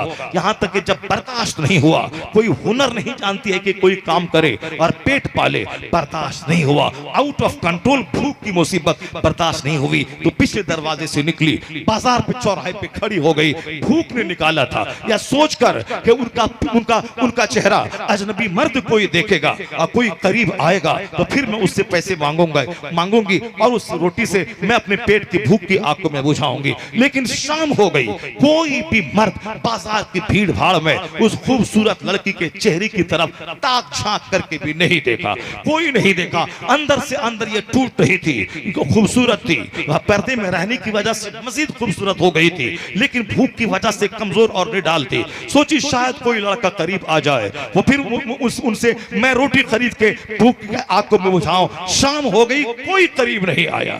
जब रात में घर आई, अब्बा ने कहा कि कहां गई थी। अब्बा का तेवर देखकर सच सच बोल देती है, अब्बा हुजूर माफ फरमा दें, मैंने आपकी मर्जी के खिलाफ, भूख ने मुझको निकाला था, मैं भूख की वजह से निकली थी। यह सोच कर के शायद कोई अजनबी मर्द मेरा चेहरा देखे, मेरे करीब आए और फिर मैं उससे 2 रोटी का सवाल करूं, मेरे करीब आए। मैं अपने चेहरे को बेचकर चाहती थी कि 2 रोटी मुझको मिल जाए, मगर क्या हुआ, बोली वो कि दिन भर में चौराहे पे खड़ी रही, मगर किसी ने भी मेरी तरफ बुरी निगाह उठा के नहीं देखा। वह गरीब बाप था, गुर्बत की वजह से निढाल था, कई दिन का फाका था, मगर अल्लाह की जात पर यकीन था, कानूनी कुदरत पर विश्वास था। कहा ये वक्ती आर्जी आजमाइश है, इसके बाद कुशादगी के दरवाजे खुलेंगे। उनका बाप कहता है, बेटी कैसे तेरी तरफ कोई बुरी निगाह उठा के देखेगा, कैसे देखेगा जब तेरा बाप, आज तक मैंने किसी की बेटी पे बुरी निगाह नहीं डाला है, आज तक मैं तेरा बाप किसी की बेटी पे बुरी निगाह नहीं डाला हो, तो मेरी बेटी पे कैसे कोई बुरी निगाह डालेगा। अल्लाह समझ, उस नेक सालेह बुजुर्ग की जिंदगी का तेवर क्या बता रही है, तेवर यही बता रही है, नापाक को नापाक चाहिए, अल खबीसो लिल खबीस, खबीस को खबीस चाहिए। जो 2-4 मर्दों से मुस्कुराने वाली, 2-4 मर्दों के हाथ में हाथ डालने वाली, वह तो खुद नापाक रहती ही है, उसकी औलाद का ज़मीर नापाक, उसकी बेटी महानापाक आम तौर पर समाज में देखा जाता है। इल्ला माशाअल्लाह, गंदों के घर में कोई शरीफ पैदा हो जाए लाखों करोड़ों में, वो अलग बात है, मगर मेजॉरिटी जैसी नाक माँ बाप की वैसी नाक औलाद की, जैसी आंख माँ बाप की वैसी आंख औलाद की, जैसी बॉडी का स्ट्रक्चर माँ बाप का वो स्ट्रक्चर औलाद की, जैसी सेहत माँ बाप की वैसी सेहत औलाद की, जैसा कैरेक्टर माँ बाप का वैसा किरदार औलाद का। इसलिए अपने लिए नहीं तो कम से कम औलाद पर तो एहसान कर दे। ये औलाद जिसको तू सीने से लगाती थी या सीने से लगाता था, उस औलाद से सच्ची मोहब्बत अगर है तो झूठ छोड़ दे, सनीमा छोड़ दे, अजनबी मर्दों से मोहब्बत छोड़ दे, ये कुत्ते की तरह गली गली घूमकर दूसरों की बहू बेटी को फंसाना छोड़ दे, और सब्र कर, तकवा इख्तियार कर, निगाहों को नीचे रख, अपने बच्चों पे एहसान कर। अगर तू एक बार बिगड़ा, तेरे बच्चे 50 बार बिगड़ जाएंगे। अगर तुमने एक बार कदम को फिसलने दिया तो तेरे बच्चों का कदम 50 बार फिसल जाएगा। अगर तुमने एक बार अपने बदन को नापाक बनाया, तेरे बच्चों का वजूद नापाक हो जाएगा। इसलिए अपना नहीं बनता है तो ना बन, अपनी औलाद का बन, आने वाली नस्लों का बन। क्या तू चाहता है कि तेरे बच्चे जलील हो, तेरे बच्चे कैंसर से पीड़ित हो, तेरे बच्चे एड्स से पीड़ित हो, तेरे बच्चे बदकार बन जाए? अगर तू नहीं चाहता है तो अपने बदन को एड्स से बचा, अपने बदन को सेना से बचा, अपने बदन को बदनिगाही से बचा, अपने बदन को नापाक और हराम रिस्क से बचा। अगर तू बच गया तो तू रहेगा मौलवी, तू रहेगा कुतुब, तो तेरा बेटा कुतुबुल अख्ताब बन जाएगा, तेरा बेटा साहिद बन जाएगा। कानून कुदरत है, जब बाप था मुत्तकी और माँ थी नेकी का पुतला, तब बेटा वलियों का सरदार अब्दुल कादिर जिलानी पैदा हो गया। जब बाप था सैयद गयासुद्दीन और माँ थी रात भर तहज्जुद पढ़ने वाली, तब बेटा 90 लाख को कलमा पढ़ाने वाला मोइनुद्दीन अजमेरी पैदा हो गया। और जब बाप हुए हुजूर सैयद गयास अली अहमद बुखारवी और माँ हुई सर से लेके पांव तक पर्दे में मलबूस रहने वाली राबिया अस्र, तब बेटा चपरासी से लेके बादशाह तक तहज्जुद पढ़वाने वाला महबूब इलाही निजामुद्दीन देहलवी पैदा हुआ। और जब बाप हुए मुत्तकी मुफ्ती नकी अली खां और माँ हुई तहज्जुद गुजार, तब बेटा करोड़ों मुसलमानों का मुजद्दिद अहमद रजा खां फाजली बरेलवी पैदा हुआ। और जब बाप हुए 1 करोड़ लाख मुरीदों की मौजूदगी में मुरीद के सामने हाथ नहीं फैलाने वाला मुफस्सिर कुरान, मुहज्जब, नेक परहेजगार और नाना मुफ्ती आज़म हिंद, दादा हुज्जतुल इस्लाम, बाप लाखों मुरीदों की मौजूदगी में ज़ुहद से काम लेने वाला, माँ सारे जेवरात बेचकर मदरसा चलाने वाली। जब ऐसी माँ ऐसा बाप, तब बेटा कमोबेश 10 करोड़ मुसलमानों का मुर्शिद अख्तर रज़ा खां अज़हरी नारे तकबीर, नारे तकबीर, नारे रिसालत, फैजाने हुजूर ताजुश शरिया, खलीफे हुजूर ताजुश शरिया, नारे तकबीर, नारे रिसालत। वाह वाह। इसलिए मैं अपनी तमाम माओं से, अपनी तमाम बहनों और बेटियों से कहूंगा, ये फिल्में देखकर, व्हाट्सएप देखकर अपनी जिंदगी और आने वाली नस्लों को तबाह मत करना। मैंने उड़ीसा में एक औरत को देखा, होटल में अटेंड करती थी, बड़ी खूबसूरत थी, खूबसूरती को भुना भुना करके पैसे कमाती थी, 10-20 लड़कों की झुंड में चलती थी, इतरा इतरा के चलती थी, क्योंकि उनको नाज था कि मैं ऐसी हूं जो 50 मर्दों को दीवाना बना देती हूं। होटल में अटेंड करती थी। मगर मेरी तकरीर सुनकर एक शख्स बोला कि हजरत जो आप कहते हैं सच कहते हैं। वो मेरे पड़ोस की थी, जवान थी, इस कदर से जीती थी, भड़कीला कपड़ा पहनती थी, होटल में अटेंड करके लाखों रुपए कमाती थी, ऐश की जिंदगी गुजरती थी। अचानक सर में एक कीड़ा हुआ। कीड़ा ऐसा हुआ कि सर के बाल सड़ गए, धीरे धीरे पूरे सर का चमड़ा सड़ गया। ये बाल जो होटल में अजनबी मर्दों को दिखलाती थी, ये बाल जो बिल्कुल एक तरफ लटका के गैर मर्दों के सीने में तूफान बर्पा करती थी, मैं इसको अपने जुल्फ पे इसको नचाती हूँ, ये कमाल समझती थी। वो सारा सर का बाल चमड़ों समेत नीचे गिर गया उसका, यानी बीमार हुई। धीरे धीरे 2-4 महीने में सारे सर के बाल चमड़े सड़ गए, सारे बाल झड़ गए। कोई मर्द, उसके रिश्तेदार का कोई रिश्तेदार कोई उसको देखने नहीं जाता था। उसी हालत में तड़प तड़प कर मर गई। अब मर गई, कोई काम नहीं आया, चूंकि सर के बाल जब चमड़ों समेत गिर गए, चेहरा डरावना सा हो गया, कोई देखना नहीं चाहता था, अपने करीबी रिश्तेदार उसके करीब नहीं जाते थे। अल्लाह अगर नहीं पकड़ता है, इसका मतलब ये नहीं है कि अल्लाह नहीं है। जैसे हम चाहे, कौन कहता है कैसे होता है, नहीं नहीं अल्लाह है। मैंने कहा ना, अल्लाह 400 साल की छूट फिरौन को दिया, लेकिन जब पकड़ा तो तड़पा तड़पा के पानी में डुबा के मार दिया। उसी तरह से अल्लाह छूट देता है, 10 साल 20 साल 50 साल नहीं पकड़ता है, लेकिन जब पकड़ता है तो 50 साल के सारे आराम को कड़वा बना देता है, जिंदगी को तल्ख बना देता है। इसलिए अल्लाह का सारा काम ग्रेजुअली होता है, धीरे धीरे होता है, अचानक धीरे धीरे होता है, और फौरी अल्लाह नहीं पकड़ता है। जब बांदा गुनाहों पे ढेर और दिलेर हो जाता है, तब अल्लाह ताला उस पर रुसवाई और जिल्लत का अजाब नाजिल करता है। इसलिए अपने बाल बच्चों की भलाई की खातिर, अपने मुहज्जब माँ बाप की इज्जत की की खातिर अपने नफ्स पे कंट्रोल रखना है, जबरदस्त कंट्रोल रखना है। निगाहों की हिफाजत करनी है, मोबाइल नहीं चलाना है, अजनबी मर्दों से बात नहीं करनी है, वरना लुच्चे लफंगे कुत्ते तो गली में घूमते रहते हैं, तुमको इनको घास नहीं डालना है। कुरान शरीफ ने कहा है कि नर्म लबो लहजे में अजनबी लोगों से बात मत करना, वरना जिनके दिल में बीमारी है तेरी लहराती हुई आवाज को सुनेगा, फिर वह तुम्हारी तरफ लपकना चाहेगा। इसीलिए अजनबी मर्दों से एक तो बात ही नहीं करनी है, और अगर जरूरतन बात की नौबत आ ही जाए तो तल्ख और कड़वे लहजे में बात करनी है, ताकि दोबारा वह फिर बात करने की हिम्मत न जुटा सके। लेकिन जब बात नर्म लबो लहजे में होगी तो फिर बात से बात होगी, फिर बात से सारी हदों को पार करके नापाक हरकत होगी, माँ बाप की नाक मिट्टी में मिलेगी, सारी जिंदगी निचोड़ी जाएगी। कल की रिपोर्ट है, एक मुसलमान की बेटी मौलवी मौलाना की बात न मानकर, प्यार का कोई मजहब नहीं होता है, प्यार का कोई मजहब नहीं होता है, जैसे फिल्मी गाने सुन सुन करके प्यार क्या तो डरना क्या, प्यार का कोई मजहब नहीं होता है। बाप समझाता रहा, माँ समझाती रही, मौलाना चीखता रहा, नहीं मानी। उन्होंने एक अजनबी मर्द से मोहब्बत करना, उनकी महफिल में रहना, रंग रलियां मनाना, नाचना कूदना, यहाँ तक के जज्बात जवान हुए तो काफिर से शादी करके उसी के साथ चला गया। अभी 4 दिन पहले उसकी सड़ी हुई लाश गुस्ल खाने के पास मिली। इस तरह की दर्जनों कहानियां हैं। जो भी मुसलमानों की बेटियां किसी प्यार मोहब्बत के ना, प्यार का कोई मजहब नहीं होता है, लगता है जैसे बहुत बड़ी दानिश्वर, बहुत बड़ी फिलासफर ये आ गई है।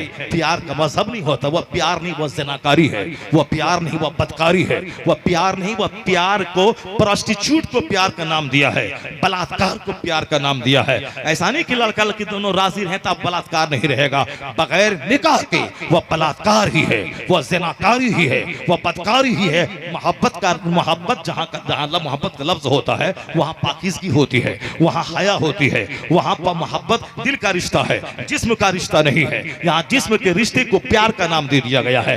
ये प्यार नहीं है, यह ज़िनाकारी और बदकारी है। दर्जनों लड़कियों की कहानी मेरे सामने मौजूद है। आफ्ताब पुणे वाले ने जिससे मोहब्बत की थी, उस लड़की के 50 टुकड़े टुकड़े कर डाला। जबलपुर का एक ढाबा वाला मुसलमान की लड़की नागपुर की, प्यार का कोई मजहब नहीं होता है, वह गैर मुस्लिम से मोहब्बत करी कि बहुत बड़ा ढाबा का मालिक है, मगर 1-2 महीने के बाद उसकी सड़ी हुई लाश जबलपुर के नहर में मिली। जो हवस के लिए, प्यास बुझाने के लिए मोहब्बत करता है, उसका अंजाम यही होगा। बीच चौराहे पे धोबी का कुत्ता, न घर का न घाट का, उसे इसी तरह जिल्लत की मौत मरनी पड़ती है। और जो माँ बाप की पसंद के मुताबिक शादी करे, अल्लाह पर एतमाद और भरोसा करके शादी करे और वक्त पे शादी कर ले, शादी से पहले कोई बात तक न किया हो उस शौहर, होने वाले शौहर से, तो मंगनी हो गई तो अंगूठी पहना दिया, तो अब बातें रोजाना रात में हो रही है, हराम है वो। शादी से पहले, निकाह से पहले उससे बात करना हराम, उसका हाथ छूना हराम, उसके साथ होटल अटेंड करना हराम। ये बता दे, शादी से पहले तुमने भी हराम किया और तेरे शौहर, होने वाले शौहर ने भी हराम किया।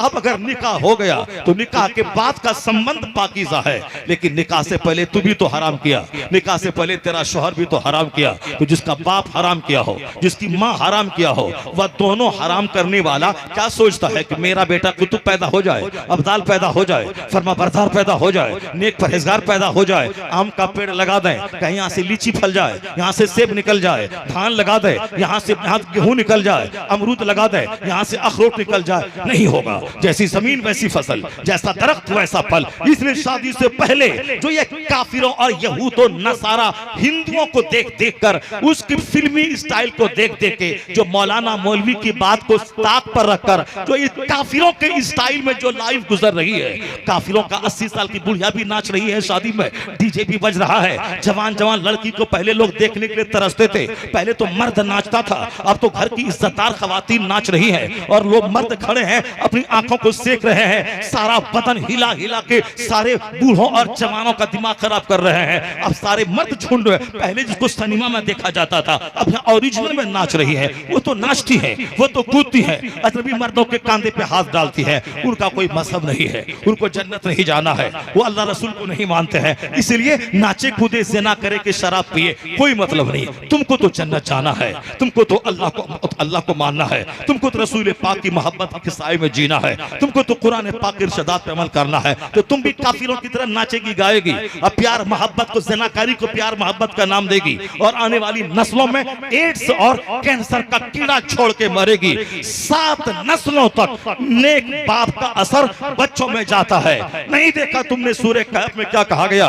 वह 2 छोटे बच्चे थे, इनका खजाना दीवार के नीचे पोशीदा था, जिन लोगों ने मेहमान नवाजी भी नहीं की, मगर जनाब खिज्र ने पूरी दीवार सीधी कर दी। जनाब मूसा ने कहा मेहमान नवाजी भी नहीं की और आपने दीवार सीधी कर दी, क्या मतलब? कहा इसके नीचे खजाना है, यह दीवार गिरने वाली थी, अगर दीवार गिर जाती सारा खजाना अजनबी लोग लूट लेते, मगर अल्लाह ने हमें कहा यह दीवार सीधी कर दे। जब तक ये बच्चे जवान न हो जाएं उस वक्त तक खजाना महफूज रहे, और जब बच्चे जवान हो जाएं अपने बाप की वसीयत के मुताबिक उस खजाने को लेकर के खुशहाल जिंदगी बसर करें। यह काम मैंने अल्लाह की मर्जी के मुताबिक किया है। ये इन लोगों ने पानी पीने तक नहीं दिया, मगर मैंने दीवार सीधी कर दी। इसलिए इसका मालिक 2 यतीम बच्चा है।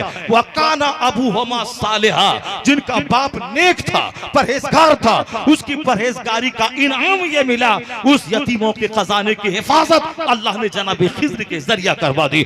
पता चला आया है कि हदीस की किताबों में उनका अपना बाप की कहानी नहीं है। 7वीं नस्ल में एक मुत्तकी परहेजगार था, तो 7वीं नस्ल में जो बाप मुत्तकी परहेजगार रहे उसका फैज 7 नस्ल के बाद पैदा होने वाले बच्चों को मिला करता है।